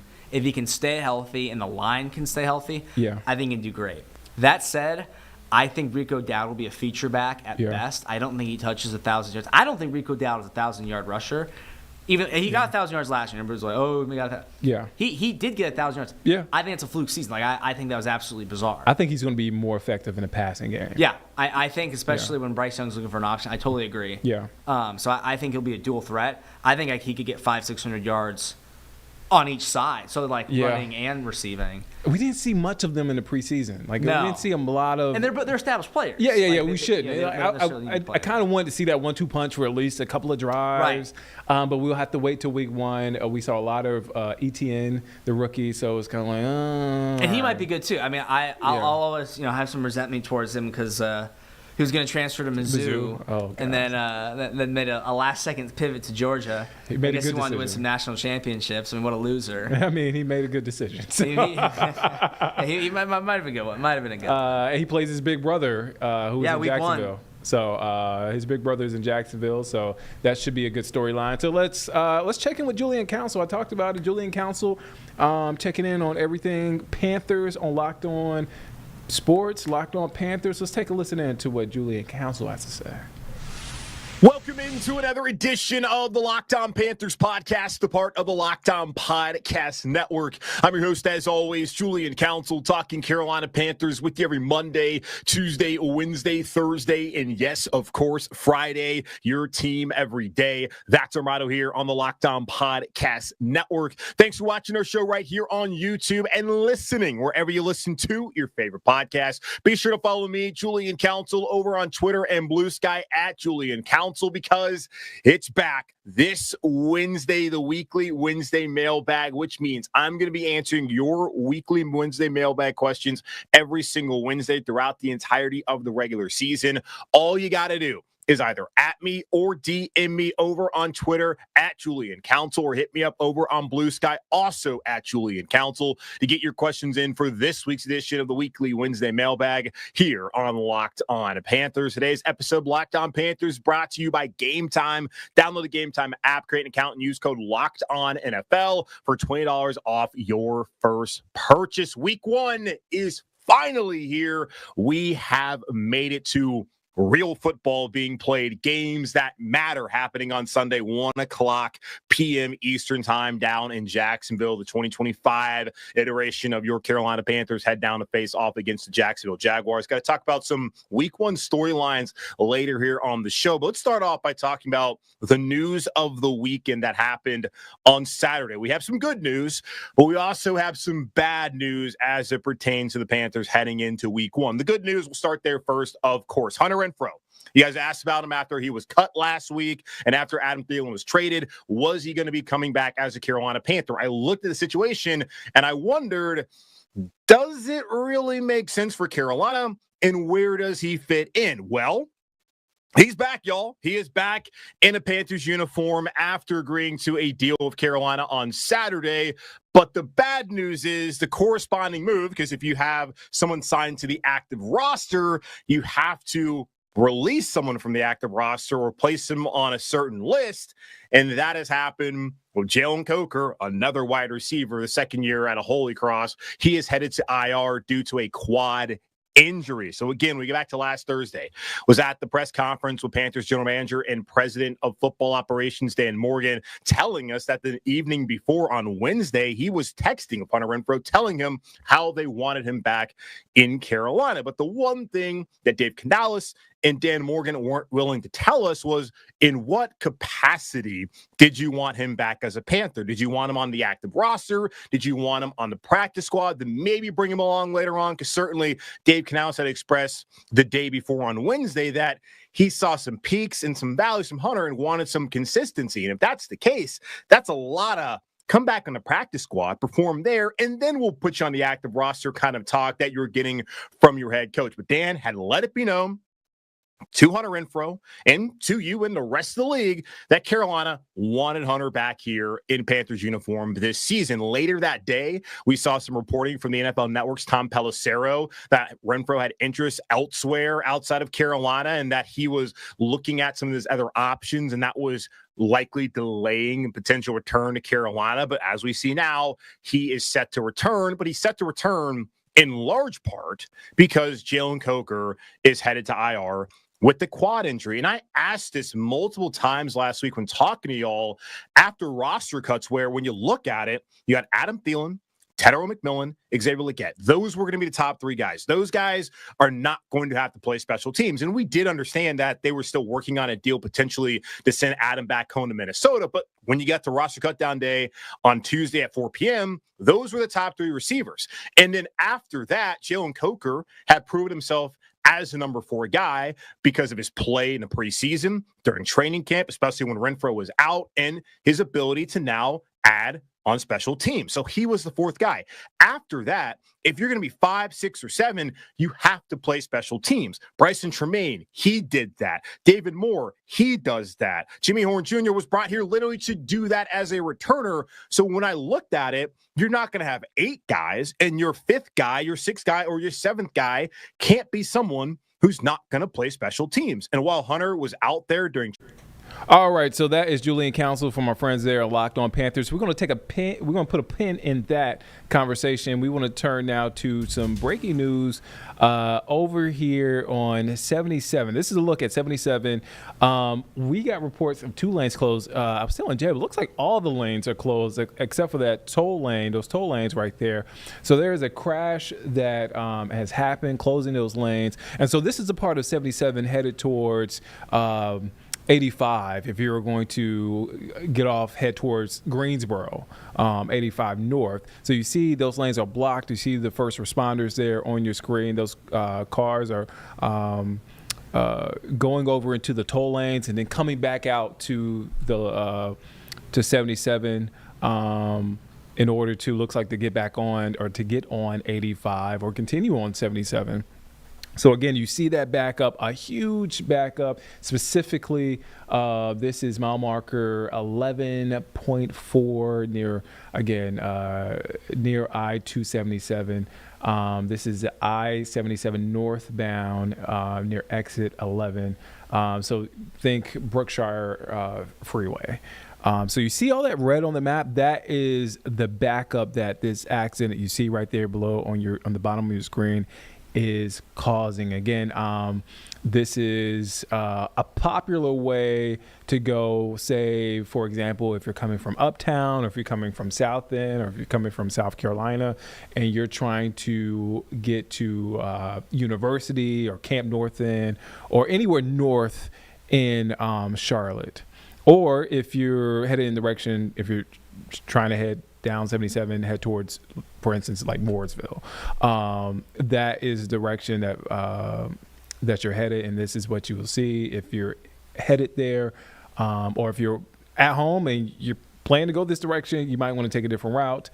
Again, you can see folks going on to the toll lanes and then popping back out to 77 north to avoid this. But it is a backup, it is a mess, and this is what folks are dealing with on Labor Day. Folks who are either just out and about running some errands or just enjoying the Labor Day because they're off, or maybe they are coming back from vacation and they see this. But again, we will keep our eye on this. As a look at the screen and at this accident. I'm trying to see if we see a car involved. Looks like it's on the right. Yeah, it looks like it's on the right. You can see the flashers from that red car and then a Jeep. I mean, I can't. Oh, yeah, and you see the white. Yeah, kind of looks like an Escalade. Maybe it's too far for me to tell. But that is a good glimpse of what you will see if you are headed in this direction. If you're headed in this direction, just make sure either you have some patience, wait a little bit, or take a different route. Again, this is I-77 northbound, a route a lot of folks take. So it is messy. We will continue to keep our eye on that. Several lanes closed down there, and as soon as it opens back up, and we will we'll put this at the bottom of the screen so you guys can kind of keep an eye on this and monitor this as we are in real time. All right, so we want to get back now to Julian Council, who was talking Panthers. Again, week 1 in the NFL. This week, the Panthers play Sunday against the Jacksonville Jaguars. Here's Julian Council. What a preview of latest moves and what you can expect from the team. Team. So he was the 4th guy. After that, if you're going to be 5, 6, or 7, you have to play special teams. Bryson Tremaine, he did that. David Moore, he does that. Jimmy Horn Jr. was brought here literally to do that as a returner. So when I looked at it, you're not going to have 8 guys, and your 5th guy, your 6th guy, or your 7th guy can't be someone who's not going to play special teams. And while Hunter was out there during training camp fielding punts, he didn't do that in games. He was not a part of kick coverage team or punt coverage team or anything like that. So he was the odd man out because Dave Canales chose the veteran David Moore, his guy, who can help him out on special teams and is wildly respected in that locker room, over someone who he wanted to see more consistency out of, who also doesn't help on special teams. And constantly, Dave has been asked about where guys stand on the roster and how you can make an impact. And he always says special teams, special teams, special teams. So while it was shocking that Hunter Renfrow didn't make the team on Tuesday, it really wasn't when you just look at the fact that those guys behind the top 3 and 4 add to a special teams element that he wasn't adding to. And then you go back to the Thursday night preseason finale against Pittsburgh. He's playing in that game. He's playing that whole first half with Jack Plummer at quarterback, trying to earn a spot over David Moore and over some of those other guys that were battling for a roster spot. So while it was surprising, was it really that surprising when you weighed everything as far as the depth and talent of the wide receiver core and some of the roles that needed to be played, and that he didn't necessarily fit what they wanted? So once Adam Thielen was traded the next day, plenty of people were asking me, does that mean that Hunter's going to come back? And I said then, I don't know what all has changed. He still isn't coming in, even with Adam gone, to be one of the top 3 guys and not asked to be a part of the special teams unit. And they still chose David Moore over him. They still chose Bryson Tremaine over him. They still chose Jimmy Horn Jr. over him. And of course, the other top 3 in McMillan, Leggett, and Coker. So he's not coming in to be the 7th guy. Maybe he comes in and is the 4th guy, but the previous 4th guy from the day before, Jalen Coker, was playing special teams. So later on that day, we saw them put in a waiver claim, get Dale Von Campbell from South Carolina for him to be a gunner, which made it even more obvious, if it wasn't already, that that is what they were valuing from the bottom guys in that wide receiver position room. They wanted guys to help out on special teams. I know I'm saying special teams a lot. I'm just trying to get that point across, that that is something that they value and something moving forward we all need to comprehend so that we can avoid any hurt feelings when a player doesn't make it in Carolina, even though I was impressed by what Hunter did to start off camp. I thought that he could be an additive to them throughout the season and could be a steal if he got back to his old self, and he looked like that. But after the hamstring injury and the emergence of Jalen Coker throughout training camp in the preseason, we didn't see Hunter make those same plays. He didn't look like the same guy. And when I was asking him questions after that game against Pittsburgh, he seemed pretty unbothered, not worried at all about whether he was going to make the team or not, and that this was him in a new position of will he, won't he, and hadn't given it a thought. So really kind of interesting that was his perspective, but he's a guy who's been through a lot over the last couple of years, and if he wasn't going to play football, then so be it. He knows there's other opportunities potentially for him outside of Carolina, but it's so far right now, it has worked out. And I had wondered, the hang-up was potentially they weren't offering him the role that he wanted, which seems to be very clear now. And did he not want to be on the practice squad? And was the money not right? And all of the above. And really, that's kind of what it turned out to be, because they didn't have a role for him. Maybe practice squad was the role they had, and the money wasn't right. Joe Person from The Athletic reporting on Saturday that Hunter Renfrow was set to make $1.3 million on his original deal. After getting cut, Renfrow wanted more of a commitment from the Panthers. A new 1-year contract is worth $2.25 million, with $2 million guaranteed of incentives that could push it to $3 million per his league source. So yeah, the role, the money, the trust wasn't there after he got cut on Tuesday. And when they showed him that, yeah, Hunter, we like you, but we like these 7 other guys. Oh yeah, and this guy who was on the worst receiving core in college football last year more than you. So he's now back. That's great news for the Panthers. But the bad news, of course, that Jalen Coker is headed to IR when he was finally ascending into that number 3 spot. That was certainly his moving forward. So we'll talk about Jalen Coker, the ramifications of his injury and what that means for him moving forward. We'll talk about that here in just a moment on Locked On Panthers. You look at the Panthers wide receiver room heading into their week 1 matchup on Sunday against Jacksonville Jaguars. Got the top 3 right now: Tyrone McMillan, Xavier Leggett, and I would assume that Hunter Renfrow, now back on the active roster, is coming in to play the slot and replace Jalen Coker for the time being. So he would be the number 3, and maybe it's David Moore. We'll find out, but I'm guessing it's me, Hunter. Then behind them, David Moore, Jimmy Horn Jr., Bryson Tremaine, and Dale Von Campbell. Those are the 7 members of the active roster in that wide receiver room for the Panthers. Again, Jalen Coker headed to IR with a quad injury. And when the Panthers put out their article / press release, really an article, on their website on Saturday, it did say if he goes to IR. Now, I don't believe that Ian Rappaport and Jonathan Jones and Adam Schefter and Joe Person and all these people are saying he's going to IR for the Panthers not to place him on IR. Like, I don't know what the other option would be other than holding a roster spot and having him inactive for the next 4 or 6 weeks, which would be dumb because then you have 8 receivers. So, yeah, he's going to IR, and we'll see when he comes back. According to Joe Person, the Athletic, he's expected to miss 4 to 6 weeks, which means he's guaranteed if he goes on injured reserve to return, that's the same designation that LeBron Ray has, the defensive tackle here in Carolina.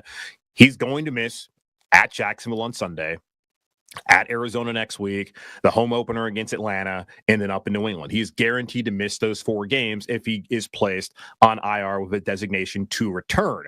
And if it is the 6-week window, he'll also miss the home games against Miami and against Dallas, who no longer has Micah Parsons. My God, Jerry Jones. So that's where we sit with Jalen Coker. And it's so unfortunate that this happened to him. Because I know, the cokeheads out there, and Panther fans in general, but especially the Cokeheads, love Jalen Coker and what he has been able to do here.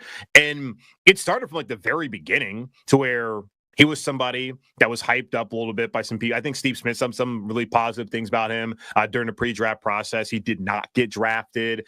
He ends up signing a pretty nice undrafted free agent deal here in Carolina. And then that's really when it started to begin there as far as what he could do as being a diamond in the rough in Carolina, being a steal. And I think he went on one of the fan podcasts out there on YouTube, which is really cool that he was willing to do that and telling his story and how he got to this point in time. And for him to honestly, during training camp last year, wasn't doing anything at all, y'all. And even in the preseason, didn't do a ton. He made the roster. They had kept 7 initially. The next day, they get 6 waiver claims, and they cut him or able to get him to clear through waivers, I think in large part because he really wasn't impressive during training camp and preseason a year ago. And then he kind of sits for a little bit on the practice squad and then gets his opportunity and makes the most of it. And that's what you want guys to do. We talk about that next man up mentality in the game of football, and he exuded that last year when Adam Thielen went down week 3 with that hamstring, when Deontay Johnson was doing his pouting and eventually getting traded out of Carolina. Jalen stepped up, and he played a really big role in Bryce Young having that turnaround in the second half of the season, but also just giving Carolina another weapon and really exciting people about the future here for this organization. Because you looked at it throughout the season last year, whether it was Xavier Legette, Jalen Coker, or Jatavion Sanders, the Panthers had 10 of the top 12 guys, 3 of the top 10 or 12 receivers among rookies in the league. And you looked at the future where, okay, you got Legette under that 4-year rookie deal, the 5th-year option you can utilize. You have right now Coker. He's on a cheap deal, exclusive rights free agent after this year, which means all they got to do is give him the vet minimum through the 2 years that he's played. So he's coming back no matter what at this rate. So you get him cheap another year in Carolina. You have JT Sanders on his rookie deal. You got 3 guys you can build around with Bryce as the quarterback and feel good about that unit. So it is unfortunate now heading into the season, after he finally got the opportunity to be the guy and where a lot of you felt like you should have been in the first place, that this happens. I did get tipped off by someone on Thursday morning. Maybe it was afternoon by that point in time. I had gotten back home and I was about to actually record the show I put out there for y'all on Thursday, reacting what Dan Morgan had to say about Adam Thielen and about Hunter Renfrow and just the organization as a whole, right? As I was about to record that, someone had hit me up in my DMs and told me, I heard that Jalen Coker went down in practice. And I was like, well, we're not going to know until possibly Monday, the next time Dave Canales speaks, because they're... All right, so that is Julian Council with Locked On Panthers, giving us sort of a sneak peek of what we can expect from the Panthers this season, and also break down some of the latest moves with the Carolina Panthers. All right, let's move on to a top story that we're following, a story that we covered as breaking news over the weekend, and that is the investigation into what caused a popular vineyard to go up in flames. Woodmill Winery has been a staple in the Lincoln County community for years, but yesterday it burned to the ground, sadly. So WCNC Charlotte's Jesse Pierre is live there now. Jesse, I see what's left of the venue behind you, still smoke there. You spoke with the owner. What did he say? The owner, this is devastating for them. He's had this winery for about 20 years. He actually was inspired to create wine or, build this winery after he learned that there was antioxidants from the wine that he was making that was helpful for his father who has arthritis. So this is a labor of love, and you can see some of the smoke still rising behind me. You see all of that rubble, and this is where they held events. This is where the wine was produced. This is where thousands of bottles of wine that goes to their retails and so forth that they sell, that is where it was stored. So all of that is just gone. He tells me, like, by the time they even got an alert that the alarm went off, the back deck was already gone, and as you can see, the entire structure is gone. Now they tell me that even this is a devastation that comes even after losing a third of their vineyard during Hurricane Helene. Now, despite all of this, they tell me that they are going to rebuild. They are staying strong. Now, here's one thing that the owner mentioned.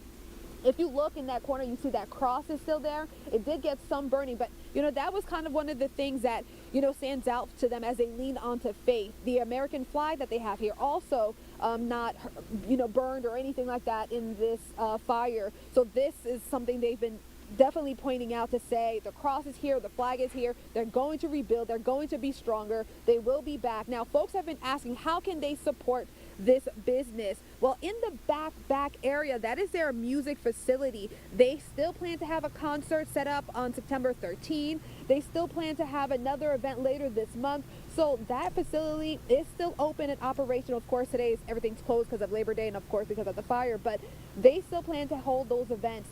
What they tell me they will do as far as continuing business is they're going to shift a couple things into that building so that because they without the wine, they kind of lost their revenue, but they're going to kind of try to produce and work through some of the other structures that they have. Now, the owner, he also told me that in that building where they hosted events, weddings, baby showers, and so forth, that is where a lot of their documents and client contact information was also there. So if you did have a wedding, if you did have an event that is planned here, make sure to contact them. They plan to have their phones back in service within a day or two, but give them some time, of course. But they will be working with everyone that has any event scheduled. But again, this is where the wine was set. I think he told me 9,000 bottles, is how much he estimates of bottles that he had stored here. So again, this is a big devastation, because this is a business, and so they, this has been tough for them to, wrap their minds around it, but they're not giving up.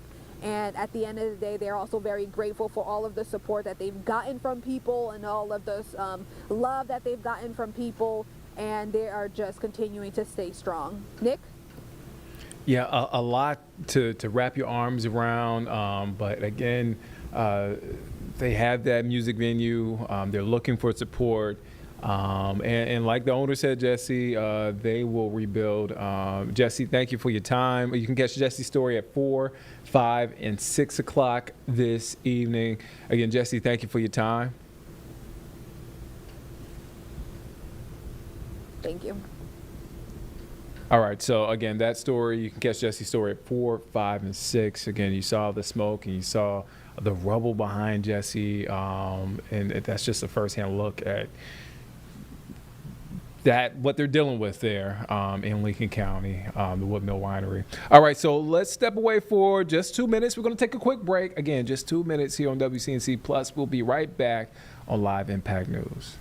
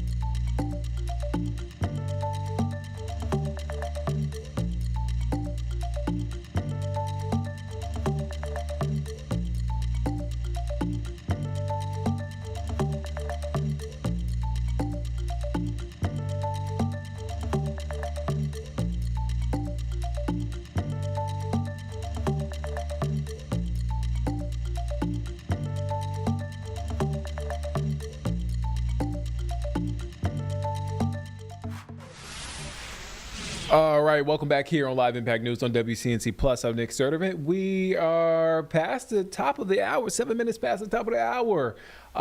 This afternoon is flying by. Thank you for staying with us here on WCNC Plus Live Impact News. James is here now. Woo. Jeb is on his way out, but James is here, holding it down. James, I do have to ask. Obviously, we are here at work. Wave to the camera, Jeb. You're here. I asked Jeb his plans. Did you have any plans before you got into work? No, just hanging out with you and my plans. Okay, all right. My family's going to a grill out, cookout, barbecue. Okay. There's a lot of controversy around those terms. That's what I was gonna say. It's cookout here. We call it cookout. Hot dogs and hamburgers on a grill thing in a neighborhood. What would you call that, Jeb? I'd say that's a I guess that's a cookout. No, you were going to say barbecue. Well, because in California it's different. Everything's barbecue. We don't have cookout in California. Okay. Right. In North Carolina is a cookout because you might not have barbecue, the actual right, because food. barbecue is like ribs and pork and all that kind of other stuff. Yeah. Everything is a barbecue in California. We don't have cookout. Oh, okay. So, it's a cookout. I called it a barbecue in New York. Yeah. Okay, barbecue in But New I York. understand that barbecue now could mean, barbecue would be maybe brisket or pulled pork, and then cookout is a restaurant. Yeah. So they're going to could be grill out. A grill out. No, because here you say cookout, and then if you're going to cookout, people kind of list what they're going to get from cookout. Like, I'm going to cookout to get a milkshake. Yeah, okay. It's kind of like that quick. So that's the difference, right? I hear that. This is the type of content you only get on Live Impact News. I have a question. I want to. Maybe this is a debate. Who has the better barbecue? New York, California, or North Carolina? New York, famously known for its barbecue. I was like, wait. I know. I wanted to stir some controversy. LA Out of those three, North Carolina. Can you get barbecue in New York? I say this is like a foreign land. Like, no, New York It's is a great foreign land where our sweet tea is called Nestea. It's great. You should check it out sometime. Can you get good? I guess the question is, can you get good barbecue in New York? I think there's get anything. I would say if you know where to look, you can get good pizza here. You just gotta know where to look. You can get good. Good pizza here is tough to find. Wow. What about good barbecue in California? I think there's phenomenal barbecue in California. I think it's one of the most underrated barbecues. And I've lived in Missouri. I've lived in Ohio. Yeah. I've lived obviously here. I've done I've done Texas barbecue. Like, I've done it all. I think California, especially Southern California, phenomenally underrated barbecue. It's not like vegan barbecue, right? No. It's me. It's me. There's so many Latin influences and everything with all the spices. I mean, it is very, very good. I would put up great Los Angeles County barbecue up against anywhere in the country. Man, Nick, I put our number on the screen. People can text us. Texas. What question did you want to ask them in this debate? Which state has the best barbecue? Which state? Yeah, Just that's a good like question. all of the states. Yeah. Okay. Because here's the thing: we're not going to get. Nobody's going to be like. Careful what you say now. Alaska's barbecue is the. I don't know. They have like. I don't know. I don't elk think stuff. we are, but I feel like North Carolina is going to get a lot of love. South Carolina is going to get some love. I think South Carolina is better than North Carolina. I mean, it's just There's some places in Columbia that are absolutely out of this world. because it's different. Because Eastern North Carolina barbecue is different from the barbecue you get here, and this is the triad, but in the triad. Yeah. So it's different styles of barbecue here in North Carolina alone. Interesting. All right. So barbecue was like a foundation to me growing up, right? So every graduation, cookout, or celebration, barbecue. Yeah. Somebody got married, barbecue. Yep. Yeah, barbecue is just like a staple. James is laughing, but it's true. It's like I grew up on barbecue. I grew up on this place called Carter Brothers. Okay. It's not. I don't think they're operational anymore. I think the brothers retired, but no, for real. There was brothers that started it. It's a family-owned restaurant, and barbecue is It was like one of those things here where a church every couple of blocks or every block was a barbecue restaurant. Near those churches. Yeah, that sounds lovely. There's a lot of barbecue. That's what's up. And they're all good. I have to plug the North Carolina Barbecue Festival in Lexington that happens every year. You got to go. It's on my bucket list. It's a great time. I think it's in October. Yeah, I think it's definitely fall. I think it's in the fall. And the train stops there. They do a special train stop. They do. Yeah. So you have no excuse. I sneak trains in wherever I can. Yeah, I was dude, you know James is plugged in. This guy loves transportation. Yeah. All right. Okay. I'm done talking about barbecue. I'm done talking about cooking out and grilling. I just wanted to lighten the mood a little bit. You know, that's what I'm here for. So we do have a bit of good news. And I'm talking about this, what we brought to you as breaking news on I-77 North. The good news, here's a look at it. This is I-77 North headed towards 85. So when we first took this shot, all lanes were blocked, but it looks like they have one lane back open. Yeah, one general purpose free lane. Yeah, because folks were moving over to that toll lane and then popping back over to the normal lane. So this is an accident here on I-77 North. This is by Brookshire Freeway. Again, an accident right there on the right of your screen, top right of your screen. There's a tow truck that has arrived. We don't know the extent of the damage of the car, the severity, but again, one lane is open here on 77, so traffic is chugging along slowly as we speak, and we will continue to keep an eye on this. Do we have another angle of this? I was just trying to see how far the backups go. So if we take a look at this angle, yeah. Okay, here we go. This is northbound. Essentially, if you're sitting in this traffic, uptown's to your right. Okay. You're like between the two interchanges for 277. That is a big backup. And I guess I'm trying to think that the workaround for this. I guess you would have to take. In terms of workarounds, it's going to add time, but you could take Brookshire or Wilkinson and get up to 85 that way. So the alternate route is not terrible as far as alternate routes go. Right. So it just takes a little bit more time. But yeah, if you're in this or if you're thinking about heading this direction, you're thinking about hopping on 77 North, this is what you're dealing with right now. So again, we will keep an eye on this, and as soon as it clears up, we'll be here to Hopefully update soon. you. They got that one car in the tow truck. So, all right, so let's turn out to our full forecast with meteorologist Chris Mulcahy to see how we're looking not only today, but for the next 7 days. Let's take a listen in. Happy Labor Day, everyone. It's going to be a good one. Check it out. I'll give you 4 different examples on this sunny to mostly sunny skies. Whoo, everywhere you look, it is absolutely gorgeous. Get outside and enjoy it. I really like where things are going overall. Cookout forecast, what are you doing for your Labor Day? It looks splendid. Talking about the upper 70s for most of the afternoon. Now, we will just barely touch that 80-degree point, but pleasant, perfect are a few describers for today, a few adjectives, and dry buns. That's most important, because you don't have to worry about a charcoal grill cooling down because of a sudden storm. We have no rain chances over the next few days. That's why our backyard grill cast looking good. Green spatulas over the next 3 days. Now, we do have more clouds on Wednesday, and there's a chance for rain in the mountains. We'll get to that here shortly, but all in all, most likely we're staying dry. Tonight, it's going to be another chilly one. This morning, we dropped down to the upper 50s. We'll do it again by tomorrow. 52 in Salisbury, a little bit cooler there, and back to the 40s for you in the high country. And then going forward, we slowly get warmer for not just our lows, but also our high temperatures as well. But for tomorrow, copy and paste. Just Control-C, Control-V. Because today, 80 degrees, mostly sunny skies. Tomorrow, 81, mostly sunny skies. The only difference is maybe 1 degree, but they're both feeling just as comfortable. That's the best thing about this forecast. Today,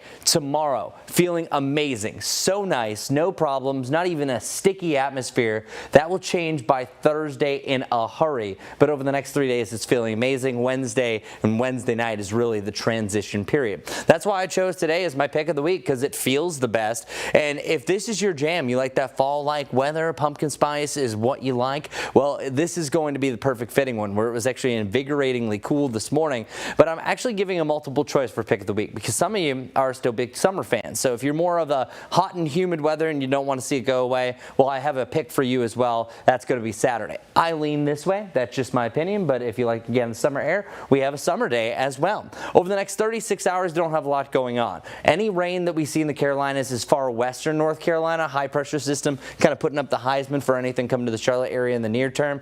But then we have a series of lows here with warm fronts. That eventually is going to shift the winds, allowing for us to warm up big time, and then one of them just scurrying on through is going to allow for an isolated storm chance for your Thursday. So it's really Wednesday night through Thursday night that's our next best chance for rain. Friday and Saturday, spotty to nothing at all, and then another return to rain by the time we get to Sunday. But for our extended forecast, I don't really have a lot of rain on the way. It's really northwest of us and southeast. Here in between, in the middle parts of the Carolina, a whole lot of nothing. Where we had a very wet August for the first 3 quarters or so, but it was the last week that we had no rain whatsoever. So we continue this dry pattern, and oftentimes when you have a dry pattern like this, it's tough to break it right away.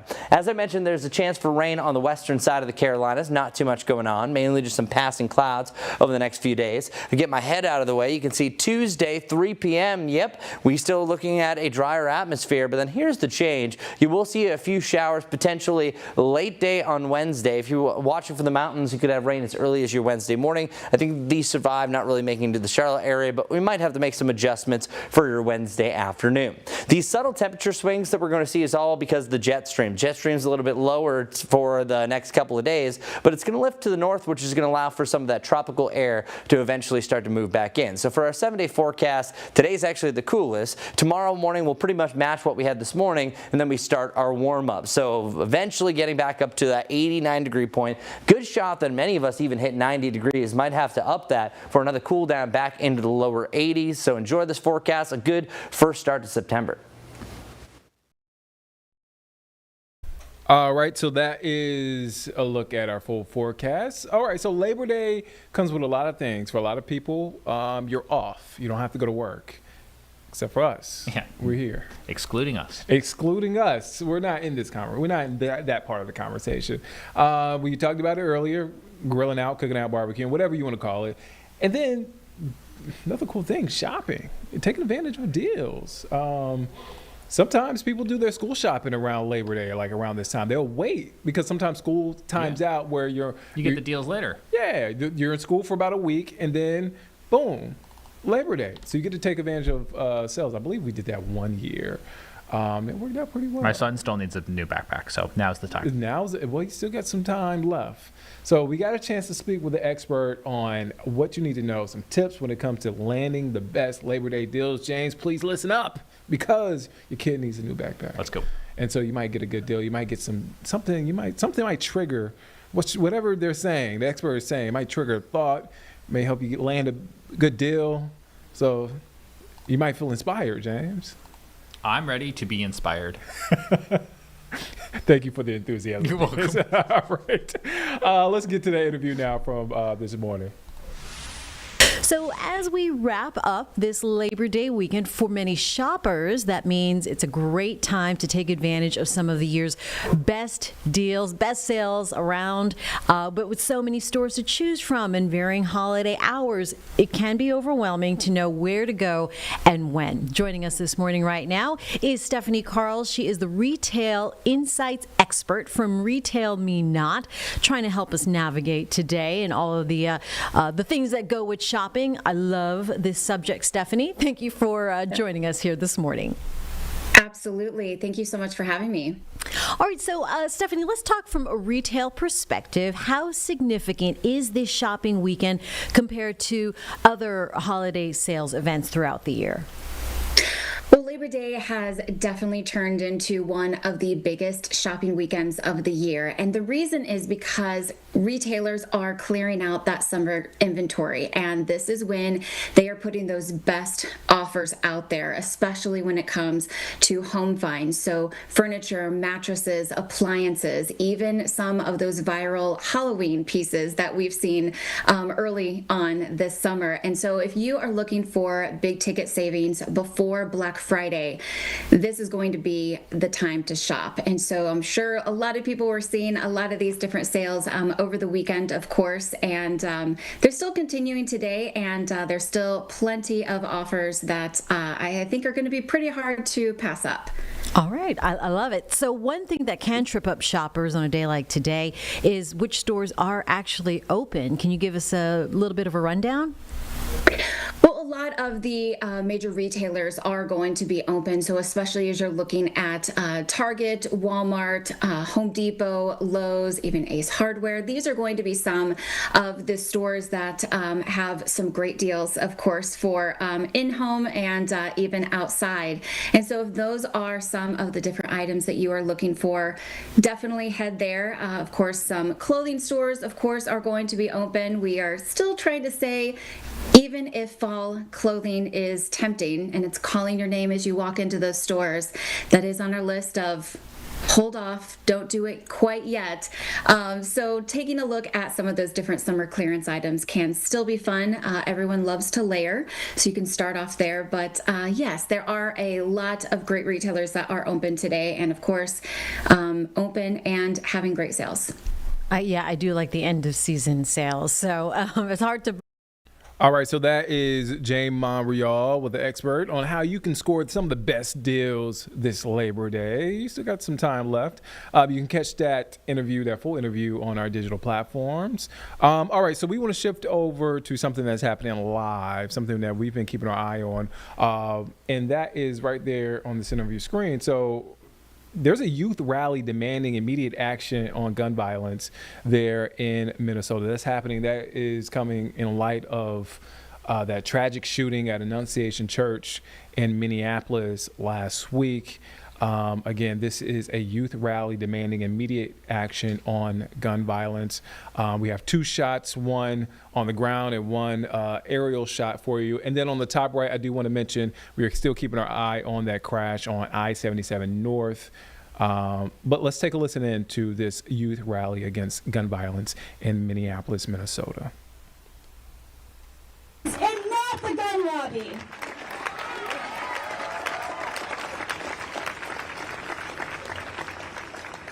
I survived Michigan State.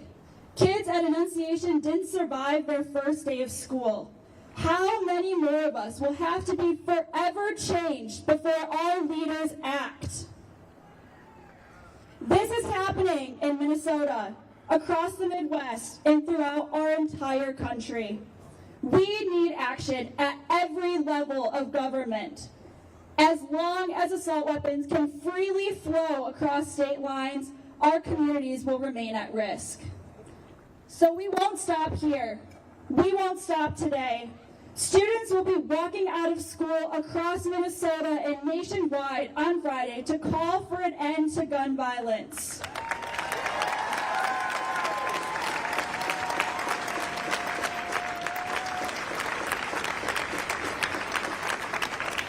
To join us in this fight, text WALKOUT to 6433.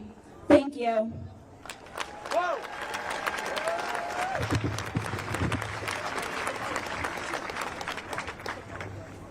Hello everybody, my name is Samia Mahmoud and I am currently a senior in high school. I am disgusted by the fact that our government has continuously proved to us that they respect guns more than they do the lives of children at school. I am disgusted at our government that they are continuously supporting guns in school. I am disgusted that 2 children had to die on Wednesday because of a senseless act of violence. We said no more after April 16, 2007, Blacksburg, Virginia, 33 dead, 17 injured.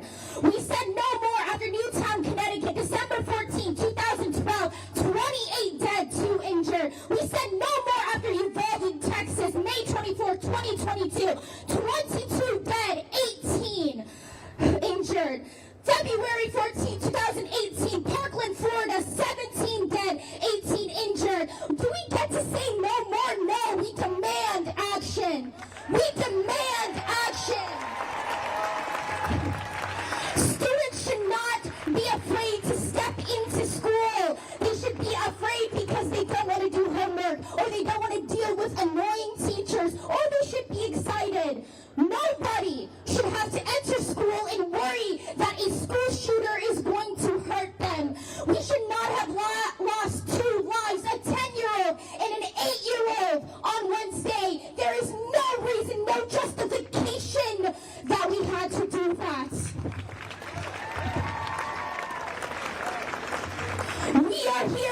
We are demanding justice. We are demanding change. We are in front of the Capitol to demand that our lawmakers make that change. We are demanding that Tim Walz makes that change. We are demanding that nobody has to die because of a senseless act of violence of a monster.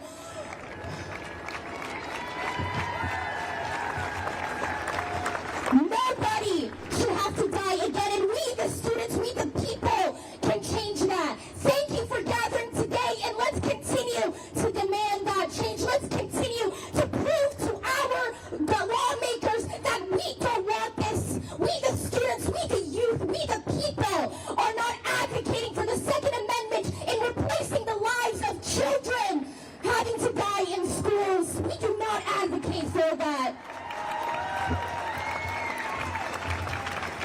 We are here to demand change now.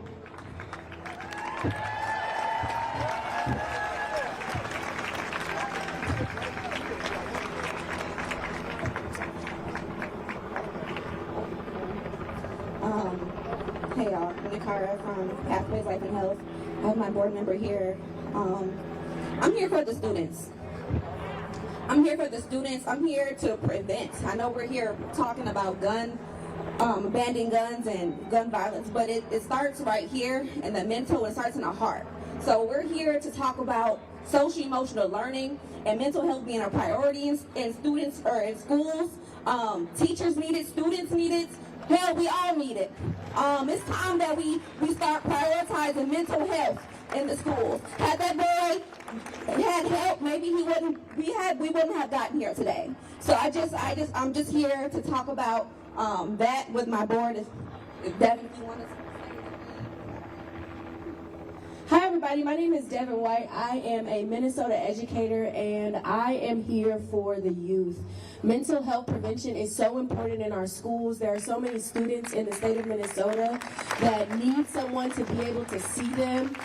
We are here to advocate that educators have what they need so that they are able to best serve the students that have other mental health needs.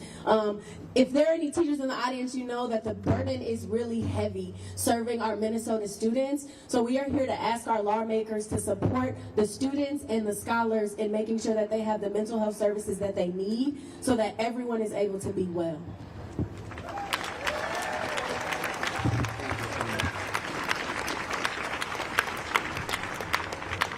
Hello everybody, my name is Jose Perez. I was born and raised here in St. Paul.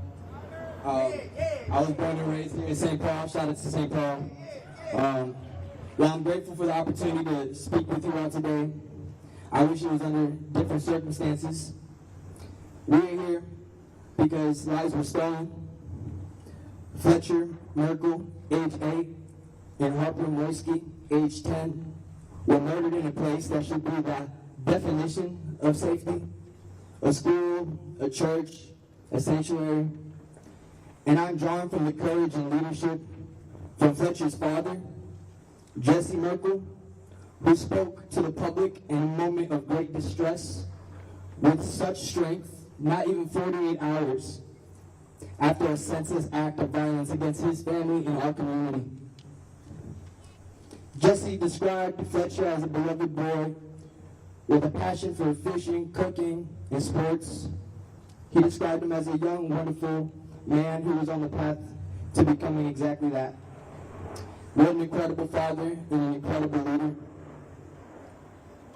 I've now heard the narrative that guns don't kill people, people do. And I've lived enough life to know that two things can be true at the same time. This is absolutely a split-screen crisis where we must both have America face its weird relationship with guns and our youth's mental health crisis. And let's be clear, someone struggling with mental health should not have any type of access to a weapon of war.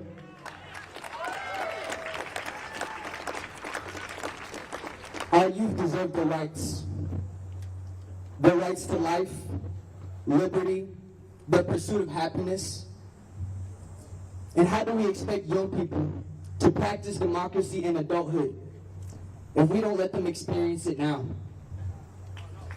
America wrote a check promising life, liberty, and that pursuit of happiness, and it is our generation that must fully cash that check.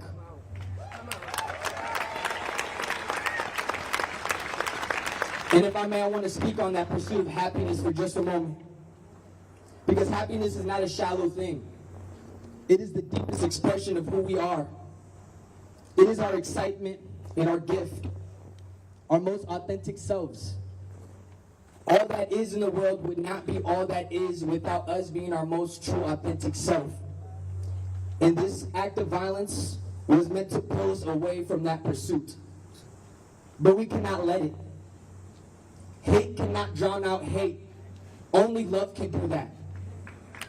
So if we are going to heal from this senseless murder, it will come from love and not hate.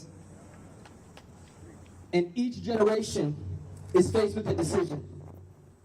Will we carry America closer to that promised land? Being with you today grounds me in hope. The type of hope that can only come from we the people, the young people, stepping into our power. When we speak truth to power. And when we remember that in America, in the North Star state, the people hold more power than the people in power.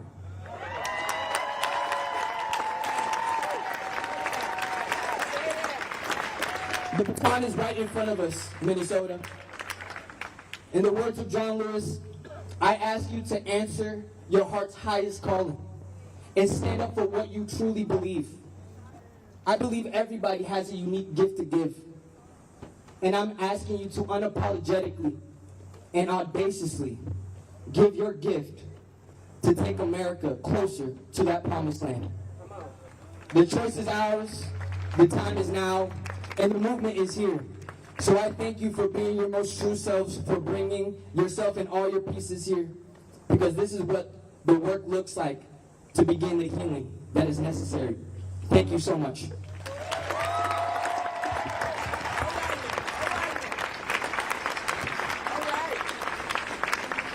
My name is Julian Spencer.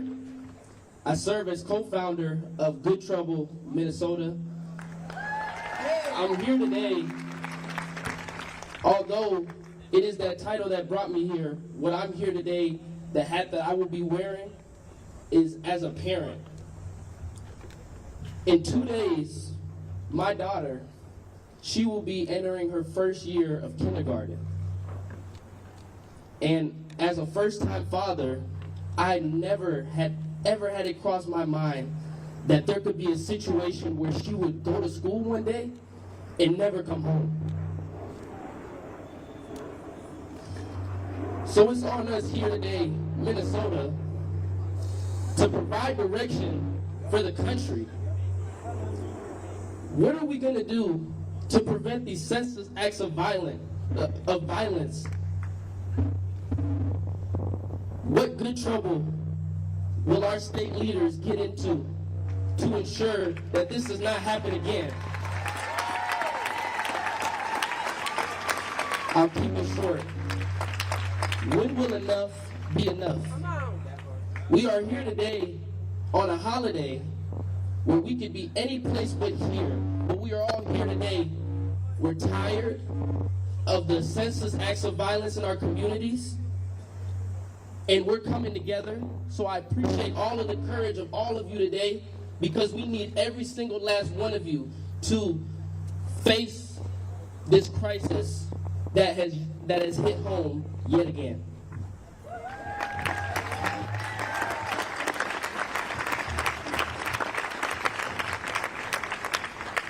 Good morning, folks. I'm Pranya DeVroon. I'm a junior at Eastview High School in Apple Valley, Minnesota, and I'm here today because I am tired.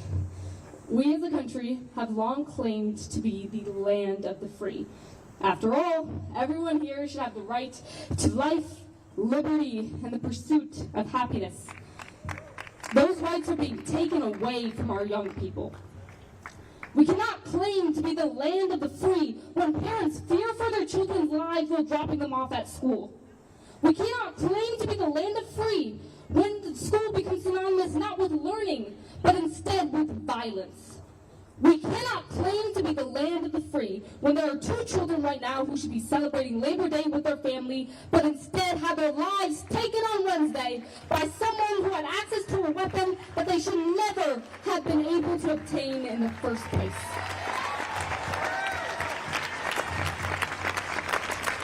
Enough is enough. There shouldn't be a situation where juniors and seniors in high school are standing up here telling our lawmakers to actually take action instead of being at the state fair with our friends. There shouldn't be a situation where 25 years after Columbine, we are still here today on the state capitol demanding action. We know the answer to the problem. We've debated over it, picked over it, researched over it for decades. And yet, we are still here with our same signs asking lawmakers to protect our children over guns. It is time that we take action. And I'm thankful that all of you are here today to support us in that effort. God bless you and God bless America.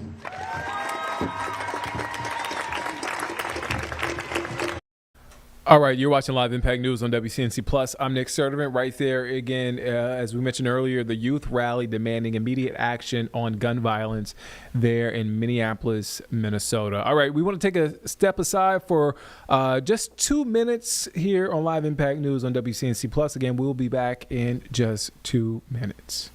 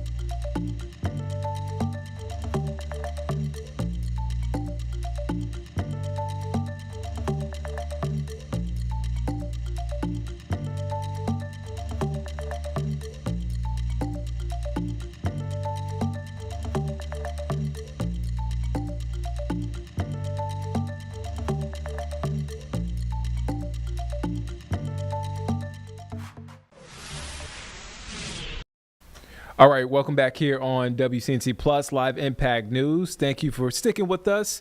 All right, so we want to send it back out now to this rally here in Minneapolis, Minnesota. Youth rally demanding immediate action on gun violence. As that is going on, we wanted to give you a quick update on that crash on I-77 North. You see there on the bottom of your screen, it is now cleared up. At one point, all lanes were blocked, and then one lane was back open, but now, as you can see, all lanes are back open. So a bit of good news here on your Labor Day. All right, so let's tune into this youth rally demanding immediate action on gun violence in Minneapolis, Minnesota. Let's take a listen in. Their doors are locked. I do not remember what the false alarm was because I was occupied. No longer with glitter gel pens, but with my friends huddled around me, crying quietly, wondering if this was the end. Because we didn't know. Because Uvalde was that year and we all remembered watching the news roll in. Because in the world we lived in, This feeling, this fear was ordinary. Flash forward. I'm in the lunchroom and it is my second day of junior year. My friend gets the news and her phone is passed around the lunch table quickly. This time it is not in another city, another state. This time it is not anywhere I can detach myself from. This time it is a 20-minute drive from where I am speaking to you now, and I am out of gel pens. This time, of the over 500 school shootings that have occurred in my lifetime, it is ugly and it is in my face. It is right here and it is unspeakable. This time, we demand an assault weapons ban. We demand a high-capacity magazine ban. We demand the creation of an Office of Violence Intervention so that there won't be a next time. So that someday, as I look to the Capitol behind me, much older than the girl on my dad's lock screen, I won't have to wonder, what do they even do in there? I will know they are protecting me.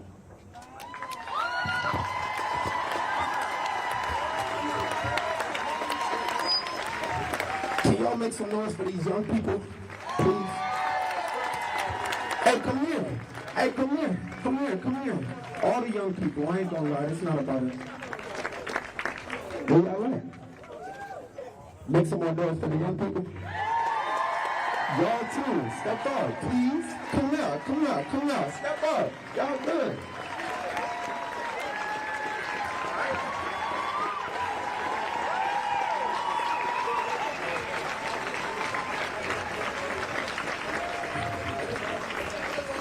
Oh, y'all can keep going. Don't worry about it. Y'all keep going. I love this. My name is DJ Brooks, and I'm the CEO and co-founder of We're Youth Connect.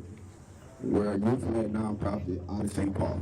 We're 4 years old, we're young people, and we work. That's what we do. We show up for each other, for everybody. We try to make sure that everybody is at home. So welcome home. Welcome to the Capitol. Welcome outside.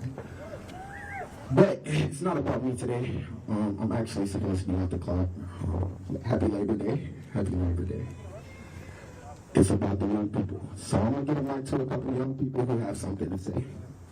Make some noise for them, please.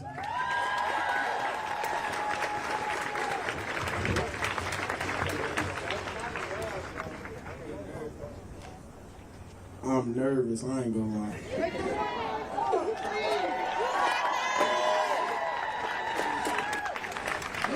All right. Are y'all good with going to school in fear? Are y'all good with lockdowns instead of learning?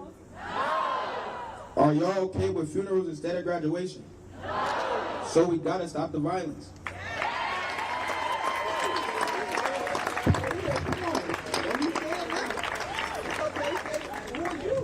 My name Wayne.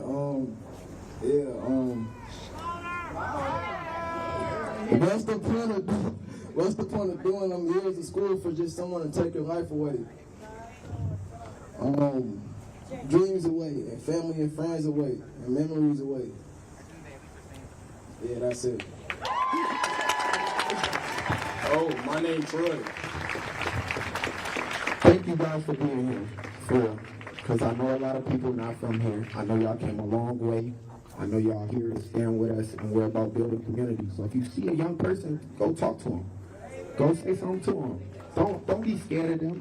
They not that scary.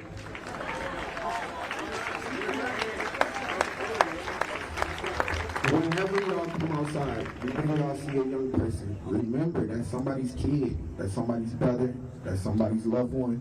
They were born here, they probably need support, and before they get too old to understand, let's help them understand.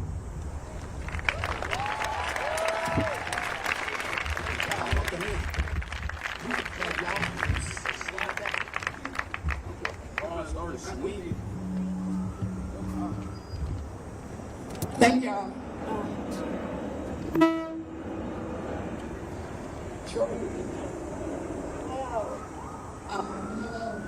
How are y'all?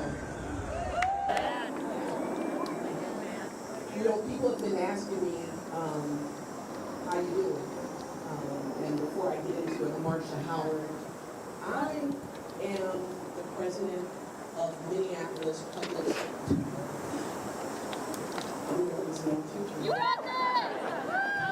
I'm the president of Minneapolis Federation of Educators Local 59. Union strong. And next is Labor Day. And I was supposed to be at a Labor Day parade at the state fair, but I am here. And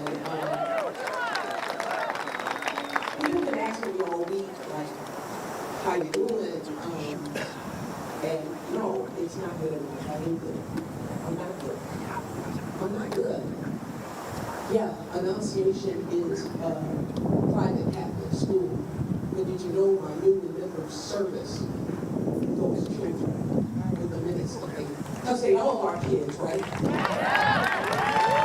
They're all ours.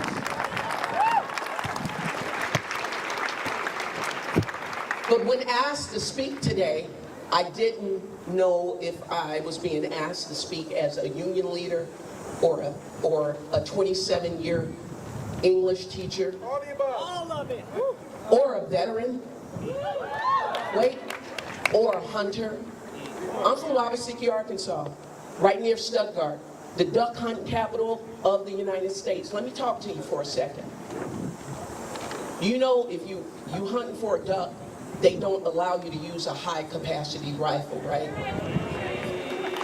You know why, right? And if you don't know why, you can guess. People fly from all over to come hunt, and you would not be caught with a high-capacity rifle out in the swamp, out on the lake, out in a field.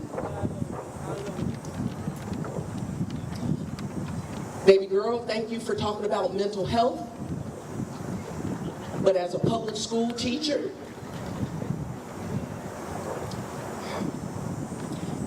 I would rather have a food fight in a cafeteria, a brawl at a basketball game.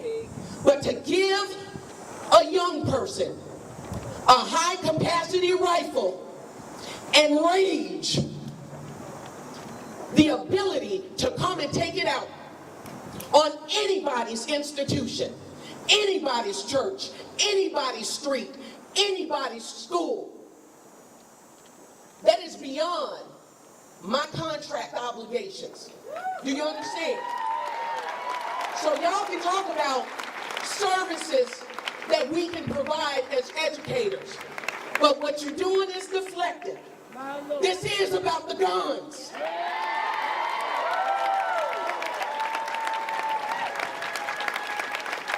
I need to center this on what it should be centered on. And again, I could have come here, not in my union shirt, but in my camo. Not the Marine Corps camo, because I am a United States Marine non-commissioned officer. But if somebody has more capacity than I had with my M16, and they only 16, come on now, that ain't right. Enough is enough. There is nobody on nobody's lake, in nobody's field, on nobody's game preserve, in nobody's like a rock, nobody's country, nobody's anywhere that can say that what they do for sport is worth what is happening to our children.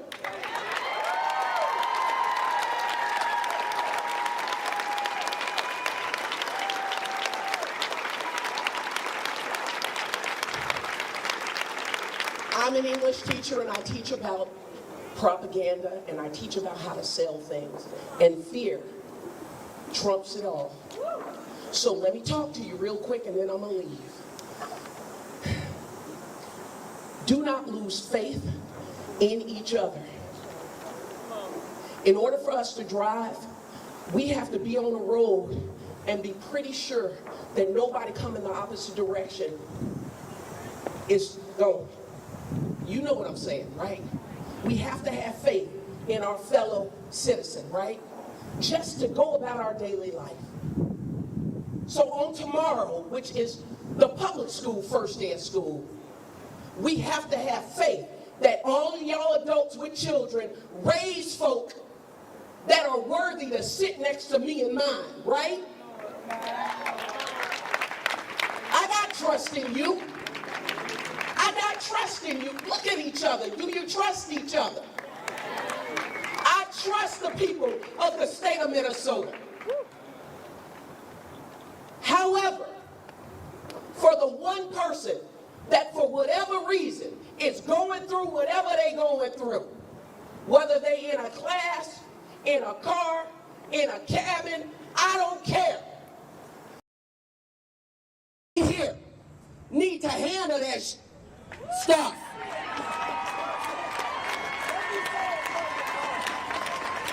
And where there is a will, there is a way. Where there's a will, there's a way. Listen, we don't have to take away from the folk that got the camo. We don't. Trust me, we don't. But what we can't do is casually allow people with high capacity weapons to just go about their daily business as if that's going to keep all of us safe, because it won't. It will not. And you got to name the thing what it is. It's about the guns and high capacity magazines. It's about the switches. It's about the switches. It's about the ability to take out more people on a regular city street than I was able to in a theater of war. Come on. If you're not ready to get real about that, then all of this is pomp and circumstance, signifying nothing. And those kids weren't nothing, nor were the 6 people who had died the day that was shot the day before, or that night, or, oh, yeah, Cristo Ray outside of there, on Lake Street, on Hennepin Avenue. It was multiple deaths within 24 hours, all with high capacity rifles. So let me tell you, it's about the guns. So all we're saying is love kids, not guns. Protect kids, not guns. Love kids,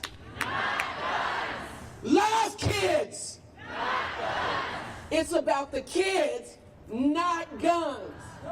And until you can say that with your whole chest, there's more work to do. You got to move your feet. Thoughts and prayers and action. You're watching Live Impact News on WCNC Plus. I'm Nick Sturtevant. We are approaching the top of the hour right there live. You're watching out of Minneapolis, Minnesota. Youth rally demanding immediate action on gun violence. We want to take a quick break right now, 2-minute break. We'll be right back here again in 2 minutes on Live Impact News on WCNC Plus.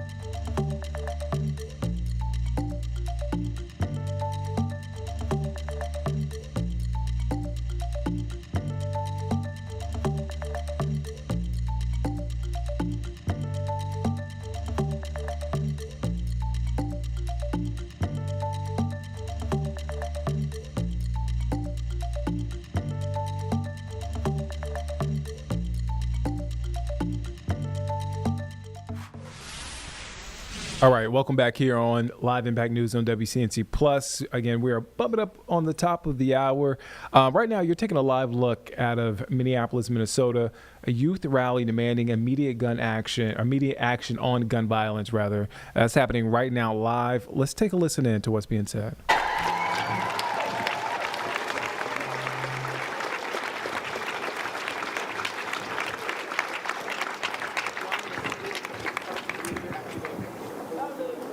Thank you. Hi everyone, my name is Dana Hageman, and I am here as a mom of 2 elementary age kids and a volunteer with Moms Demand Action. I joined my first Moms Demand Action rally back in 2018 after 17 students and staff were gunned down in their school in Parkland High School in Florida. The tragedy shook many of us. As moms, it left us wondering, how could this happen? How could we raise children in a world? How is this our reality? So a group of us from our ECFE class here in St. Paul, all of us wearing red. One more down. All right. Wearing our red, carrying our babies, walking around the rotunda, trying to make sense of the world that we were in. Back then, we were just starting to ask ourselves, is this American culture? Is this our reality? It's one of fear. Fear when you drop your kids off at school or take them to a movie or maybe a concert, that they're aware of where the nearest exits are, where the entrances are that a shooter might be able to get into. Here we are nearly a decade later, and those fears remain. And now they've hit even closer to home. The sort of fear and anger and sadness that you can feel in your heart and in your gut, and it makes you angry. It shouldn't be normal for my 6-year-old girl to hear about the shooting last week, just days before starting at her new school, to look up at us and say, well, how did they get in? And why did they do that?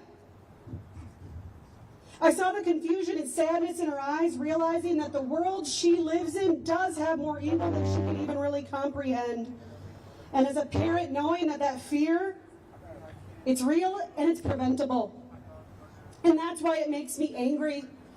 Because why do we keep having these same conversations only to have lawmakers stall or twist these conversations into something they are not?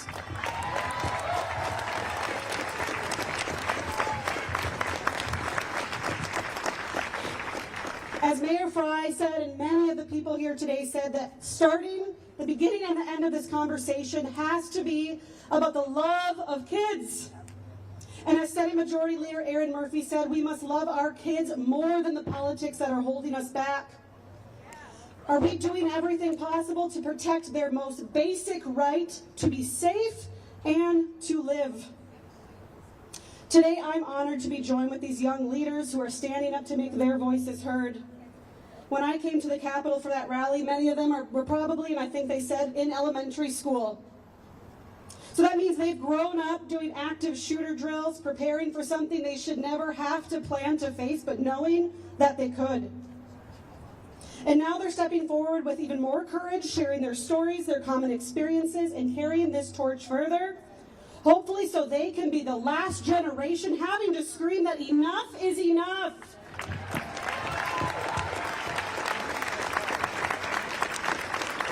To all of you, I want to say thank you. We see you, we hear you, and we are standing, all of us, beside you.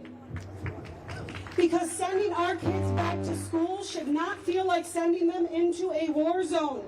Schools should be places of learning and community, not fear.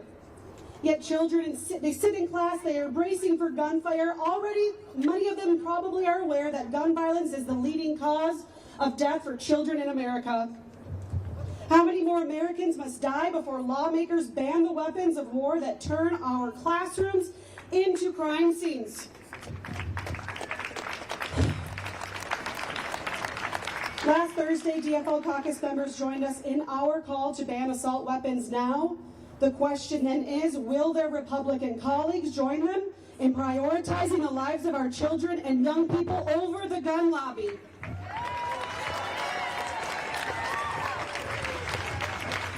We need these assault weapons off our streets and out of our communities and out of our schools. Time and time again, mass shootings, they steal our children's lives, we grieve and the cries fade, and the lawmakers who were voted to keep us safe, they move on. We will not let that happen this time. We need urgent action in a special session to address one issue and one issue only, proven solutions to prevent gun violence. Minnesota Moms Demand Action calls on Governor Walz to call a special session and for lawmakers from both sides of the aisle to vote for our children's lives. Thank you.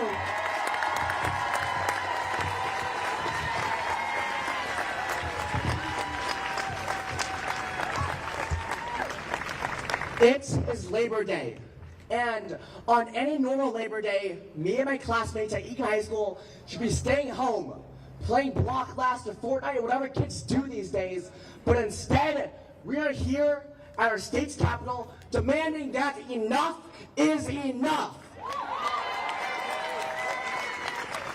And I thank you all for showing up today, but know this. I have classmates and friends today that did not feel safe coming to our nation's capital, our state's capital, where laws are made simply because it is not a safe environment for them, because this place, this building behind us, refuses to take action.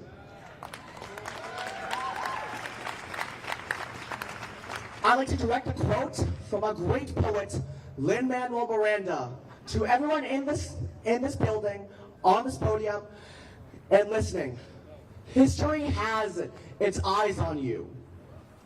Too often are school shootings and its victims treated like simple statistics because they are not.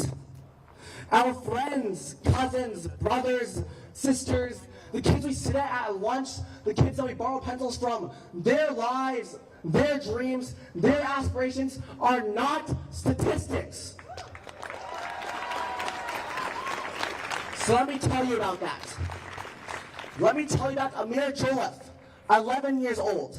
His nickname around the house was Smiley because he greeted people with the biggest grin in the whole wide world. He was so excited on January 4th, 2024 to go to school after winter break. When his mom found out there was a shooting at Perry High School, she looked all over the streets for him. She did not find him in time. That day, Amir lost his life, and the school lost their Smiley. Let me talk to you about Evelyn Dykehouse, 9 years old. When she wrote down 20 aspirations for the school month, she wrote items like friends first, forgive, be kind to other people, hug your teachers, and lift each other up. On March 27th, 2023, she lost her life when an assault weapon was pointed at her at school. Let me tell you about Ruby Vergara, 14 years old. She expressed herself like no other. She wrote, she drew, she sang, and she played that piano like no goddamn other. No one at Abundant Christian School had nearly as much creativity as she did until December 16th, 2024, when she lost her life at a school shooting. Let me talk to you about Christian Angulo. Let me talk to you about Jocelyn Correa Escandalante. Let me talk to you about Gioni Damer. Let me talk to you about Rochette Carr. Let me talk to you about Bill Kenny. Let me talk to you about Hallie Scruggs. Let me talk to you about our generation. We are the biggest group of dreamers to have ever set foot on this earth. We don't only dare, but strive to shoot for the stars and turn their everlasting light into our everlasting legacy. And we build, and we build, and we build, and we build, ensuring that our future can be a tiny bit more kind to us than it might have been beforehand. But goddamn is it hard to build when you have a barrel of a gun shot at your face.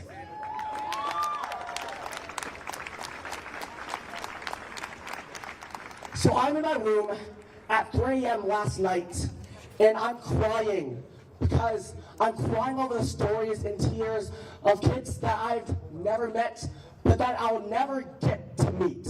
Because the people in the building behind us refuse to take action when enough should simply be enough.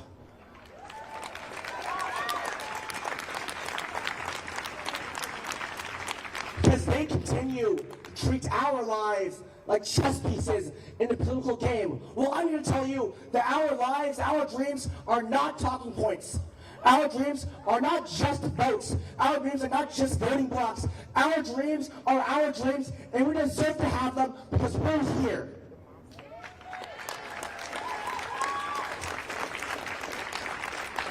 History has its eyes on you. Stop this madness. Stop this insanity. You know what to do. Thank you.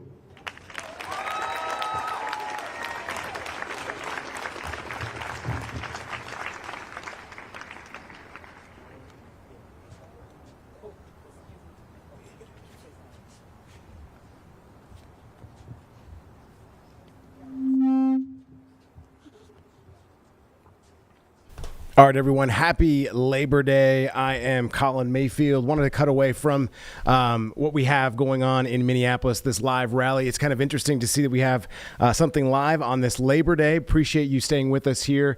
I'm Colin Mayfield. We've got more for you up until about 4 o'clock, and we'll toss things over to our linear show on WCNC. We're going to take a 2-minute break. We'll be right back right after this. I promise, only 2 minutes.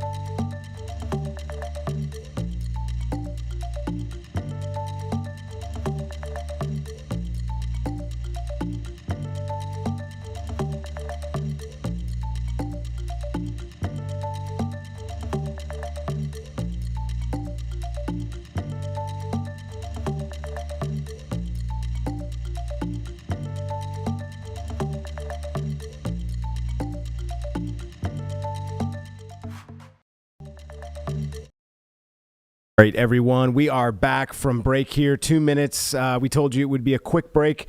We're taking this live shot from Minneapolis, Minnesota. We have a number of individuals, young people calling for more protections against guns. Obviously, the situation that just happened just last week is fresh on everyone's minds, especially those in Minneapolis and in Minnesota right now. So we're going to go back to this, and this is happening live right now. Families are shattered. And while we delay taking action, our youth are left to organize rallies like this. Rallies that should not be necessary in the first place. We are here as Democrats doing our job. And we need our colleagues on the other side of the aisle to stand up and have the courage to do the right thing. We need them to join us in this fight. Common sense gun laws are not just optional, they are essential. And an assault weapon ban, that is not a controversial, it should not be controversial. A high capacity magazine ban should not be controversial. A statewide Office of Violence Intervention should not be controversial. They are life-saving policies. We are seeing what happens when our country unites to confront crisis. We can do it. We have mobilized against COVID-19. We have fought the pandemic before. We can fight this pandemic too. Gun violence is not cancer, my friends. Gun violence is not AIDS. This is a pandemic created by policy failure. And it is one we can solve if we decide to put our partisan politics aside and do the right thing. So I am asking my colleagues on the other side, stop playing politics with our families. Stop playing politics with our children. Stop playing politics and do the right thing.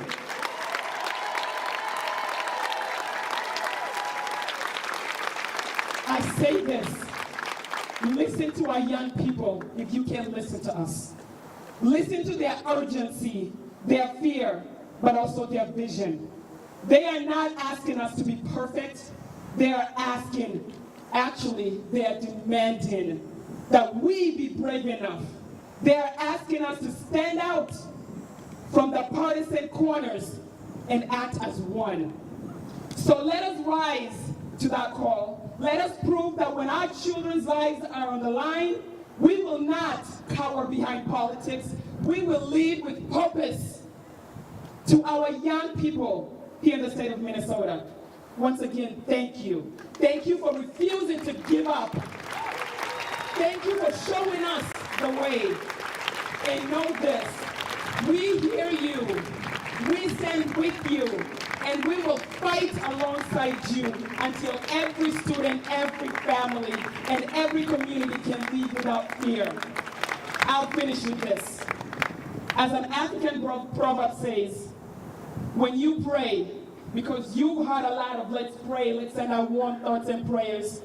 I'm a Christian woman, but let me tell you, the Bible that I read, it says, faith without action is dead. It's dead. So when you pray, this African proverb says, when you pray, also move your damn feet. Now I'm calling my colleagues on both sides of the aisle, especially on the other side, to move their feet. Because guess what? She's a teacher, she's had enough. We have moms to men here, they've had enough. We have mothers and fathers, they've had enough. And some of us who walk into this Capitol every single day to serve our communities have had enough. So say it with me, we've had enough. We've had enough. It's time to act, Minnesota.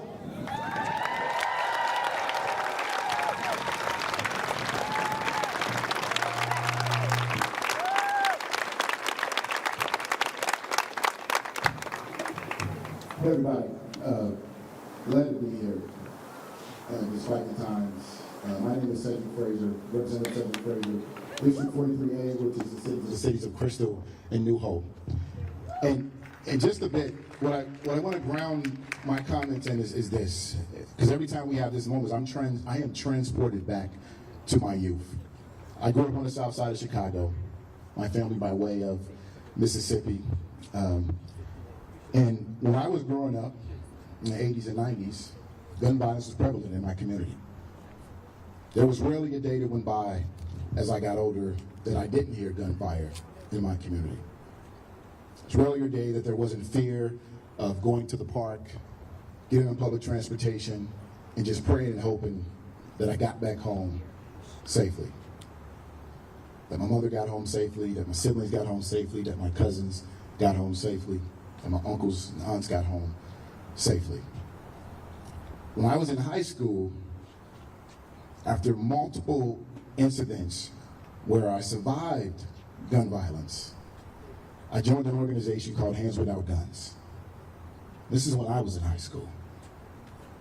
In that organization, our role was, this was young students from around the city We would go around, we would attend rallies just like this, in communities like the one I grew up in, all over the city, when there was gun violence and when someone lost their lives. We would attend those rallies, and we would ask our elected officials, we would ask our community members, do something. Do something. Do something so we don't have to keep attending these rallies. Do something so you don't have to continue to hear kids come to you and say, stop this. We don't have to live like this. And I ground my comments in that because I want to tell all the young people here, those that are still standing here and those that have spoken, I have been exactly where you are so many times. So many times.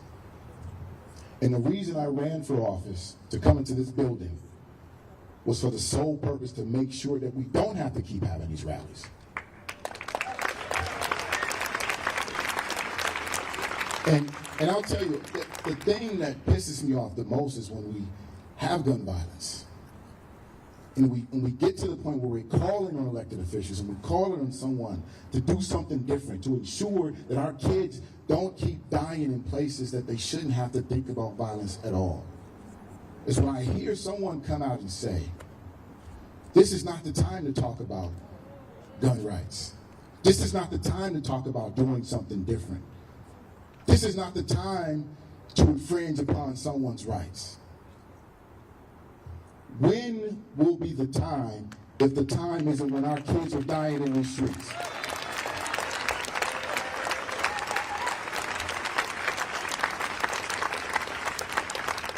And no, that is an explicit, real question to any of my elected officials that I hear saying this on the other side of the aisle, and I've heard them say it during this moment. That is a real question. When is the time? When is the time? When is the time? I hear you loud and clear. My Democratic colleagues that are here hear you loud and clear. We have introduced legislation to ban weapons of war from being on our streets.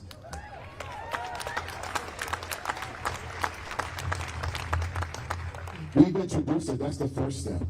The next step is to have our colleagues on the other side of the aisle come out and say, we need to move that legislation and get it passed into law.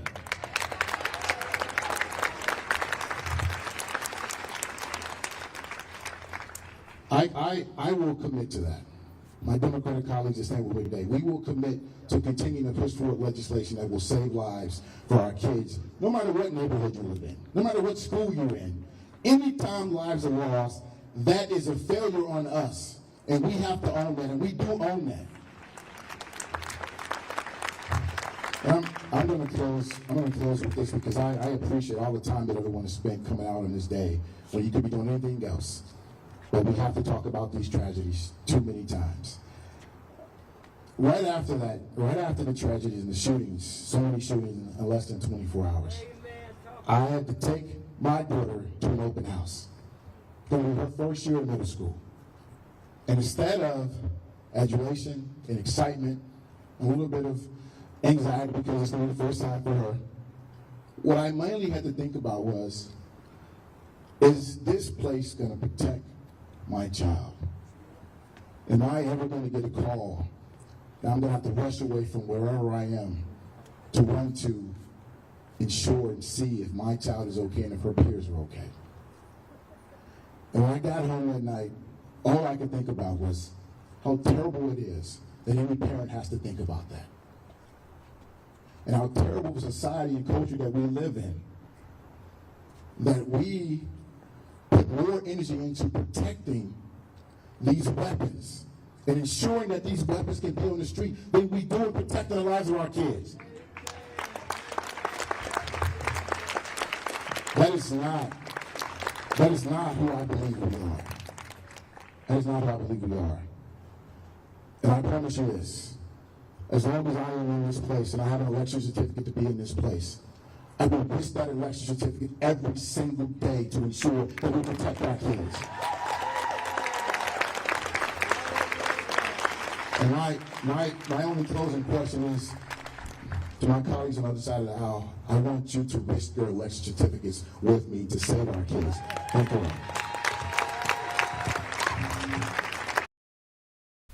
All right, guys, we're going to take another 2-minute break. We'll be right back after this and go back to this event.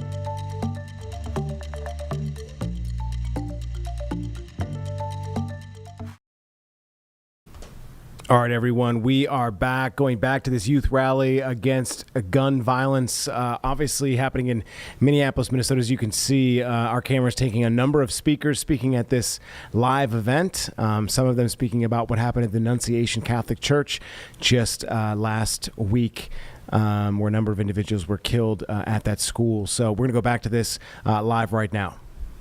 You've got a lot of my fellow Democrats understanding there is no reason that weapons of war need to be on the streets of our community killing our kids. Absolutely no reason for that, right? No reason for that at all. No reason for high-capacity magazines that can be used as part of those weapons of war. You know, I hear people saying, well, people kill people, the guns don't kill people. And it's true, right? That in the end, a person pulls the trigger. Boy, you can kill a lot more people with an assault weapon, as we've seen. There's a lot more people. And we know that there were 4 shootings in 24 hours and in Minneapolis, just ending with the Annunciation shooting. That is not acceptable. That is not acceptable. So in addition to Representative Fraser's question about, if not now, what is the time, I might also say, what is your solution? First, is it acceptable that children would be killed this way? I would hope everybody would say no. Is that acceptable? No. Certainly not. So then the question is, what do we do? Do we arm teachers? Are you insane? No. Do we put armed guards outside of all of our schools? What are we going to do about that? No. Now, do we need to invest more in mental health? Sure, absolutely, right? And by the way, it might be good if we didn't cut the taxes of billionaires and defund our mental health. Maybe we should actually invest in mental health in this country. Agree with that, right? But ultimately, we need to get back to the fact that it's about the guns. With an assault weapon, you can kill a lot more people. So what I will tell you is, this building, that is your building, that is your house. Whose house? Whose house? Whose house? So what you need to do is go to your legislators and first make sure to lock them in, right? I'm pretty sure if they're a Democrat, they're going to be, but you should make sure you talk to them. You are their boss. You talk to your employee, make sure to lock them in, right? You're their boss. But then you go to other folks and go to your friends and your family around the state and say, no more, no more, no more, and have them talk to their legislators and continue to put pressure, keep coming back to this building again and again and again, and to say the solution is we need a ban on assault weapons. The solution is we need a ban on high-capacity magazines. Heck, we could use some safe storage and reporting of lost or stolen guns as well, it seems to me, right?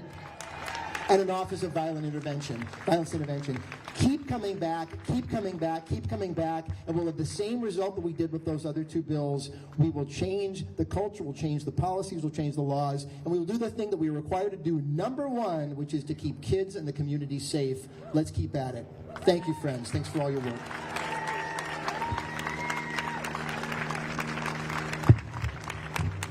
Hey, all. State Senator Doran Clark out of Minneapolis, and want to say that the Senate DFL stands with the House DFL as well.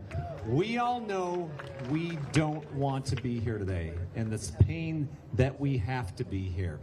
Dave laid out the plan. Dave laid out what we need to do. I've only been in the Senate now for 6 months. In those 6 months, I heard the excuses over and over and over. Let's try this, let's try that. And every time they would ignore the main piece. It's the damn guns. So when Dave said go have those conversations, remember that you're going to hear, well, let's work on mental health. Yes, let's work on mental health. And then pivot to, remember, it's the damn guns. You're going to hear, well, harden the doors, harden the targets. From what? The damn guns. So over and over when you're having the conversation, pivot it back to what you've heard. These high-capacity magazines, these weapons of war, these guns. That's the commonality in all the shootings that we see. So please, make sure you're moving your feet and reminding them that it's the guns that have done this. Thank you. Senator Steve Swazinski. Nice job on the pronunciation, Doran. So I taught American government for 33 years before I came here. And the saddest days I had in those 33 years are those days I had to walk back into the classroom after passing time or after lunch and announce to my students that there was another school shooting today. And I wished I had the foresight or the hindsight to take a hidden camera behind me so I could show everybody in this country the looks on my students' faces after the grown-up in the classroom has to announce to them, we don't care about your well-being. We don't care about your safety. And we had another shooting today in another community somewhere in this wonderful country. I wished I had that hidden camera to show all of my colleagues at every level of government, because I'm sure just showing those 30 faces that were looking at me going, can't you save us? Can't you help us? Can't you do something for my well-being? I'm supposed to be in this building worrying about my first kiss. I'm supposed to be in this building worrying about my finals. I'm supposed to be in this building worrying about a pop quiz for the reading I failed to read. I shouldn't be sitting in this building worrying about post-traumatic stress, getting off the bus.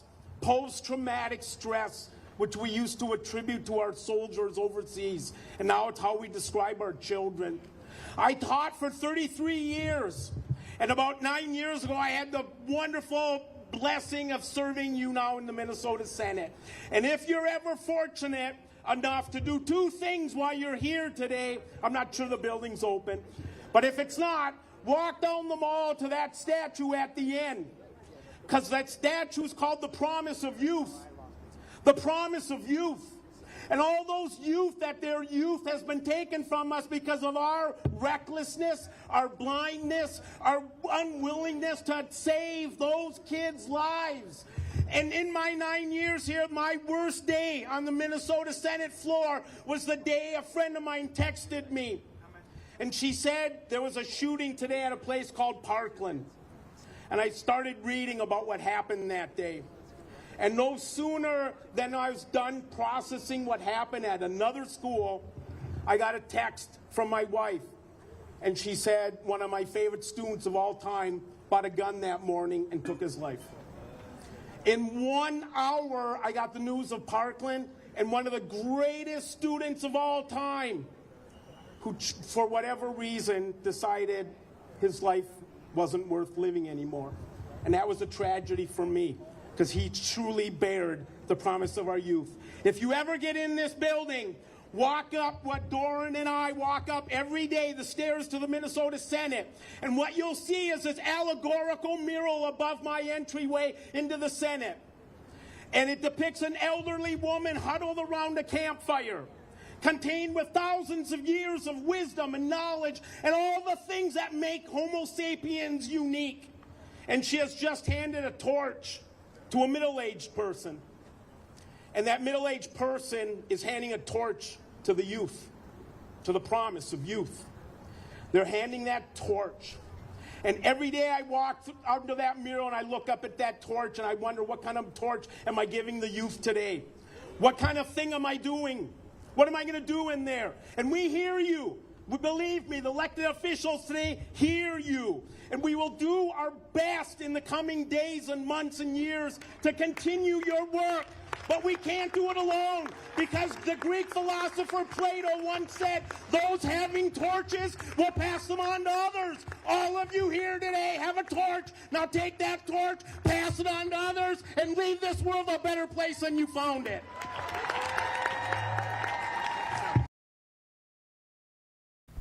All right, we're going to come back in 2 minutes and take this live rally once again. We'll see you right back after this.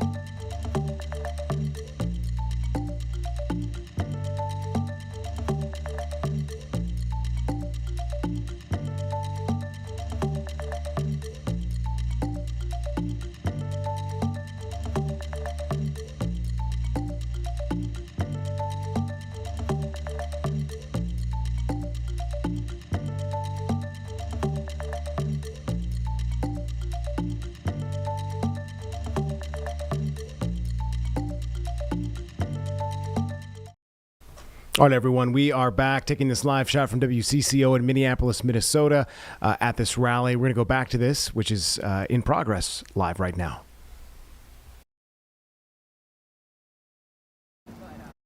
Friends are being murdered, and I wonder, you're just going through the same process I went through.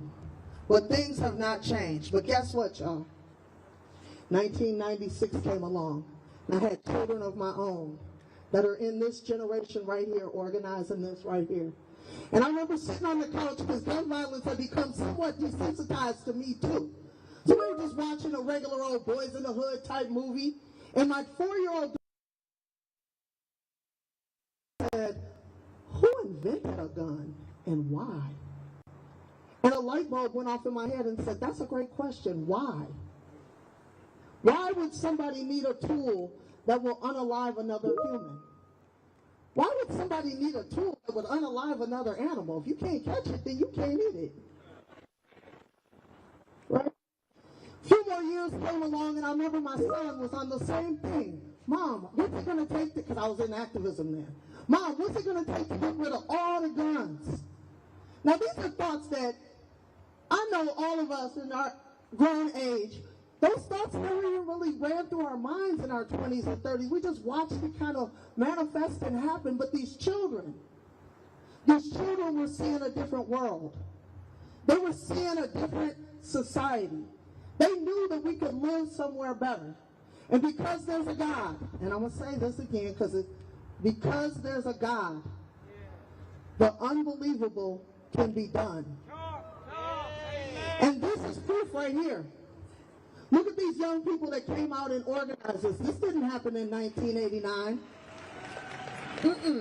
This didn't happen in 1993. In the early 2000s, when people started getting those semi-automatics and sweeping the neighborhood, this was not happening.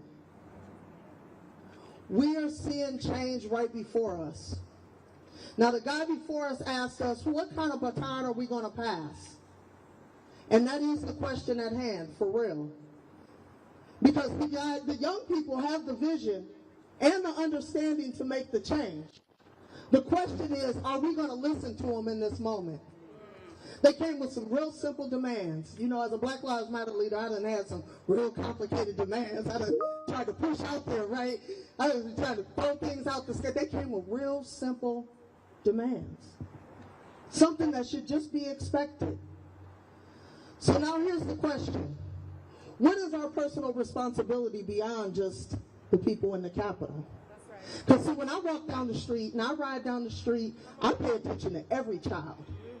I make sure every child is safe at all times. I pull up on the block where the cats is with the guns and make sure that their mindset is in a place that they're not going to use them. And the question is, I have another question I missed. One, how do we get to this society where people are attacked? How do we get to the society where children had to carry guns? Yeah, come on. And I know you guys are thinking they just do. No.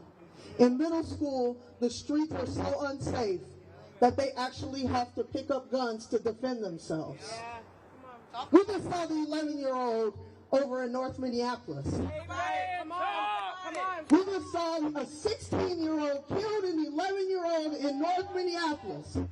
And he got off on self-defense. He's not even being charged. Why? Because the 11-year-old also had a gun. Yeah. How did we get to this place, y'all? Did we ignore things, policies that were coming across the table because we thought it was going to benefit us? Yeah. Do the war on drugs. Let's start the gang task force and bring more heavy artillery into the community to target these individuals. What do you think happened after that? More guns came into the community.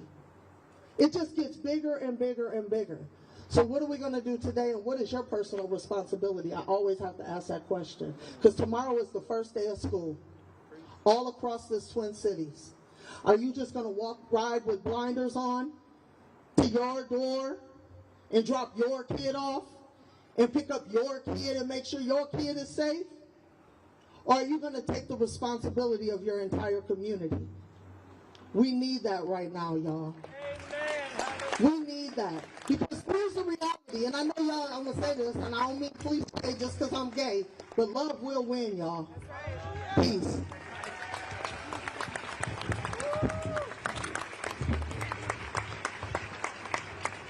Good afternoon, everybody. I said I can't hear y'all. Good afternoon. Y'all still got energy, right? So I come to you with a heavy heart. We'll be echoing the same things that we heard today in a little bit, but I just want to say thank you all for being here. I'm Khalik Rogers, the Executive Director of Catalyst for Systems Change. Can you say systems change? Because that's what I hear we asking for, right? And the reason why we called it Catalyst, and I want you to listen to this closely, is that we're the spark. Each and every one of you are the spark. These young people are the spark. And it's not just going to take young people. This must be an intergenerational movement. Can y'all say intergenerational? And what that means, it takes from the young to the old and everybody in between to make a real difference and a change in our community. And I come to you guys because I experienced, I'm from Chicago as well. Anybody from Chi-Town? There's a few of us in here, but y'all feel the energy. And the reason why my family chose to move us as young people to Minnesota was to escape this madness. Just as you just said, just to find ourselves deep in the muck of these issues here in Minnesota as well. And I come to you all to say this because this isn't a new narrative, this is an old narrative. This has been happening in our nation for centuries. The people impacted may look the same, they may have a different race, creed, religion, but what unifies us together is our humanity. Can y'all say humanity? So just to keep it brief, because I was back there waiting for a minute, I gotta use the bathroom now. But I appreciate y'all patience. The one thing I want to mention is for us, the fact that we're in such a connected world digitally, but we look around us and see how disconnected we are in reality. That should not be. This whole space should be filled with community. But I thank you all for being here. And I want to say this is, you know, all of us have something to say, but some of our voices are never heard. And I say that because this year, 2025 legislative session, we did the same thing. We gathered and mobilized youth and young people throughout the whole space. And I'm not talking about just urban youth. We brought youth from urban, suburban, and rural Minnesota to gather together under a unified voice to combat the issues that we're having in our community. Their number one priority was associated with these issues, and the number one priority was that the young people wanted screenings and education for opioid education, recognition, and training. And that passed with bipartisan support this year, and it'll be included into our health state standards statewide. And those are young people. So that means, yes, we've already had experience having success, and not just advocating, but getting something done. And I do not want you all to rest until we get something done. So we'll be back here this fall. We'll have our change makers, and including you all. Please come, please know that you are all invited. Because this is going to need more than words. This will need action. This needs follow-up. You all are all constituents of a legislator. And if they don't hear from you, I want you to recognize that that is more than a problem. That's missing a moment. Because this isn't just a moment. This is a movement, correct? So let's make this moment a movement. And I want you all to repeat after me. Dreams don't work. Dreams don't work. Until you do. And that's all I got. Thank you all.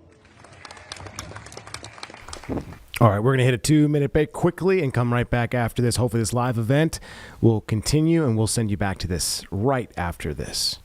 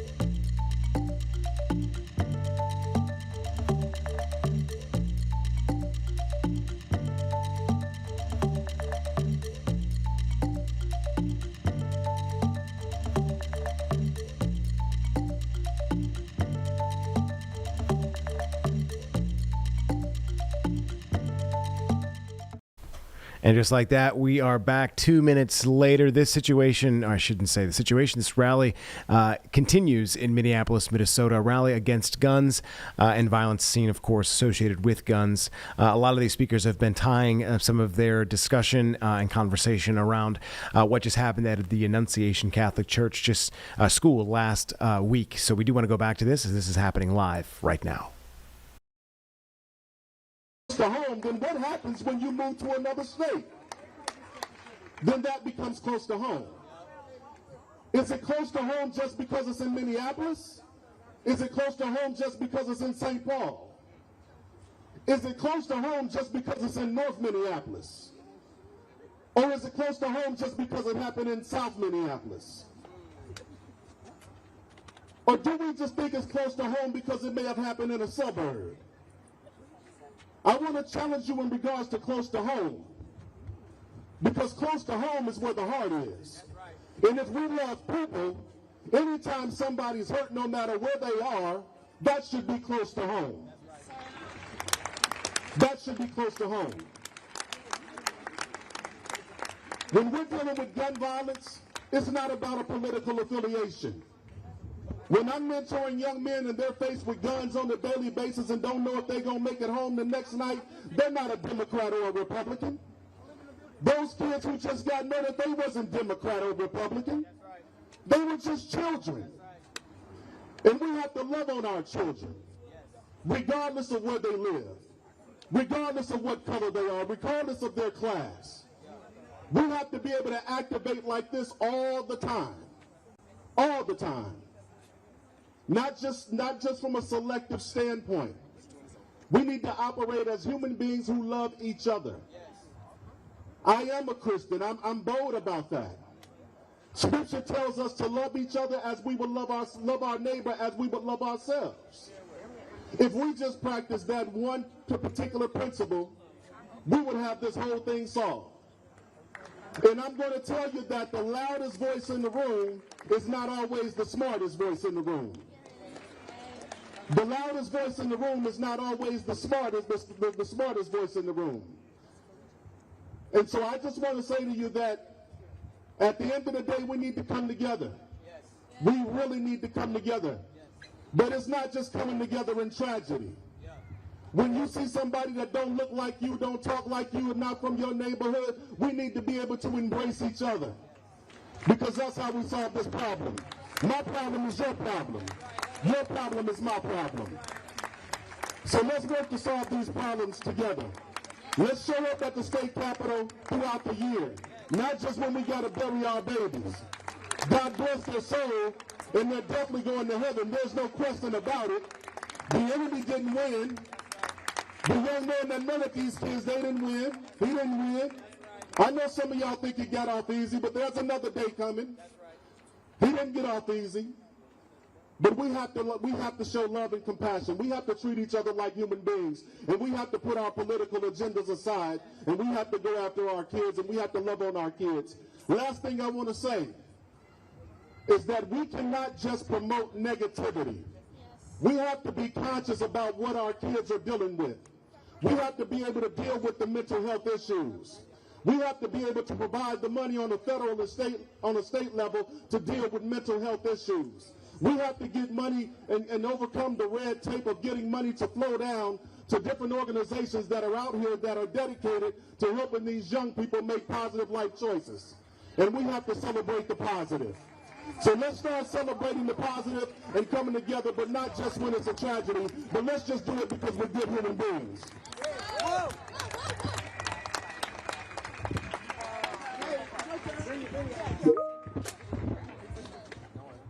We have one more speaker, and then we want to allow, if anyone wants to share anything, why don't you start making your way up to the top right now. We'd love to make space for you to share anything. But our last program speaker is Tashira Garrett. I'll let you introduce yourself. Hello, everyone. It was so many wonderful speakers today, and I usually do not write down what I'm going to say, but today I did. And I'm asking for the Lord to lead my heart. And he says that even if he uses you to touch even one heart you've done his will and you've done what he called you to do for the day. So when we speak and when we come out here and we stand in solidarity together as human beings, not for what we look like, not for what we have or what we don't have, not for our economic status, not for our political beliefs, not for our religion, not for our sexual orientation, but for the fact that we are human beings and none of us deserve to be mistreated for any reason at all. Whether it be our children, whether it be anyone out here that is just trying to live, we deserve the right to live. So I thank you all for continuing to show up and to continue to stand up in solidarity. Because at the end of the day, what it's about is being about your Father's business. And when I say being about your Father's business, being about that source, whatever we may call it, our Creator, that is bringing us together as human beings to say that enough is enough. Enough is enough for hurting one another and causing pain to one another for any reason at all. So, the only way that we can receive justice, because those two children that lost their lives deserve justice, we can't bring them back. But what we can do is we can ask the people, we can plead with the people in this building to make the necessary changes so that this never happens to another family ever again. When I say, what do we want? You guys say justice. And when I say, when do we want it? You say now. What do we want? Justice. When do we want it? Now. What do we want? Justice. When do we want it? Now. What do we want? Justice. When do we want it? Now. What do we want? Justice. When do we want it? Now. What do we want? Justice. When do we want it? Now. What do we want? Justice. When do we want it? Now. What do we want? Justice. When do we want it? Now, we will call for Jerome Treadwell, Richardson, to say something that our leader, Chantel Allen, I first heard her say when I came forward to share my story, and that's the Asada chant. And in that chant, it says the words, we have a duty to fight for our freedom. We have a duty to fight for the chains that they are trying to put on us as human beings, evil and corruption. We have a duty to win. We must love and support one another in the process. And we have nothing to lose but our chains, the chains that all of the hatred and the evil that is in the spirit that is trying to put on all of us. We have nothing to lose but our chains. And I'll pass it to Jerome. Thank you all. Thank you. Thank you all for showing up. Y'all have literally took all the words and sentences out my mouth. So there's nothing more to say except for repeat after you as you leave.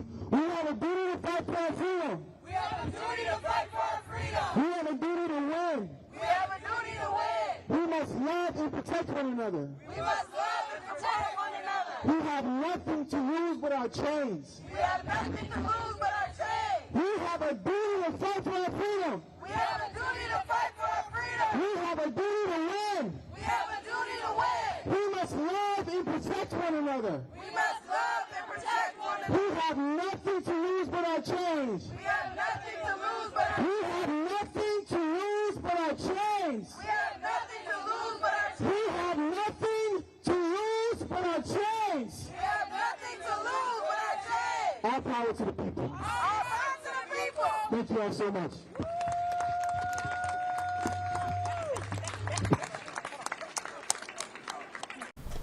All right, everyone. Looks like this is coming to a close. We do want to get to Chris Mulcahy's quick pick of the week. His weather, of course, seems like today's the day. We'll go to this now. cool this morning, but I'm actually giving a multiple choice for pick of the week because some of you are still big summer fans. So if you're more of the hot and humid weather and you don't want to see it go away, well, I have a pick for you as well. That's going to be Saturday. I lean this way. That's just my opinion, but if you like to get in the summer air, we have a summer day as well. Over the next 36 hours, don't have a lot going on. Any rain that we see in the Carolinas is far western North Carolina, high pressure system, kind of putting up the Heisman for anything coming to the Charlotte area in the near term. But then we have a series of lows here with warm fronts. That eventually is going to shift the winds, allowing for us to warm up big time, and then one of them just scurrying on through is going to allow for an isolated storm chance for your Thursday. So it's really Wednesday night through Thursday night that's our next best chance for rain. Friday and Saturday, spotty to nothing at all, and then another return to rain by the time we get to Sunday. But for our extended forecast, I don't really have a lot of rain on the way. It's really northwest of us and southeast. Here in between, in the middle parts of the Carolina, a whole lot of nothing. Where we had a very wet August for the first 3 quarters or so, but it was the last week that we had no rain whatsoever. So we continue this dry pattern, and oftentimes when you have a dry pattern like this, it's tough to break it right away. As I mentioned, there's a chance for rain on the western side of the Carolinas. Not too much going on, mainly just some passing clouds over the next few days. To get my head out of the way, you can see Tuesday 3 p.m. Yep, we still looking at a drier atmosphere, but then here's the change. You will see a few showers potentially late day on Wednesday. If you're watching from the mountains, you could have rain as early as your Wednesday morning. I think these survive, not really making it to the Charlotte area, but we might have to make some adjustments for your Wednesday afternoon. These subtle temperature swings that we're going to see is all because of the jet stream. Jet stream is a little bit lower for the next couple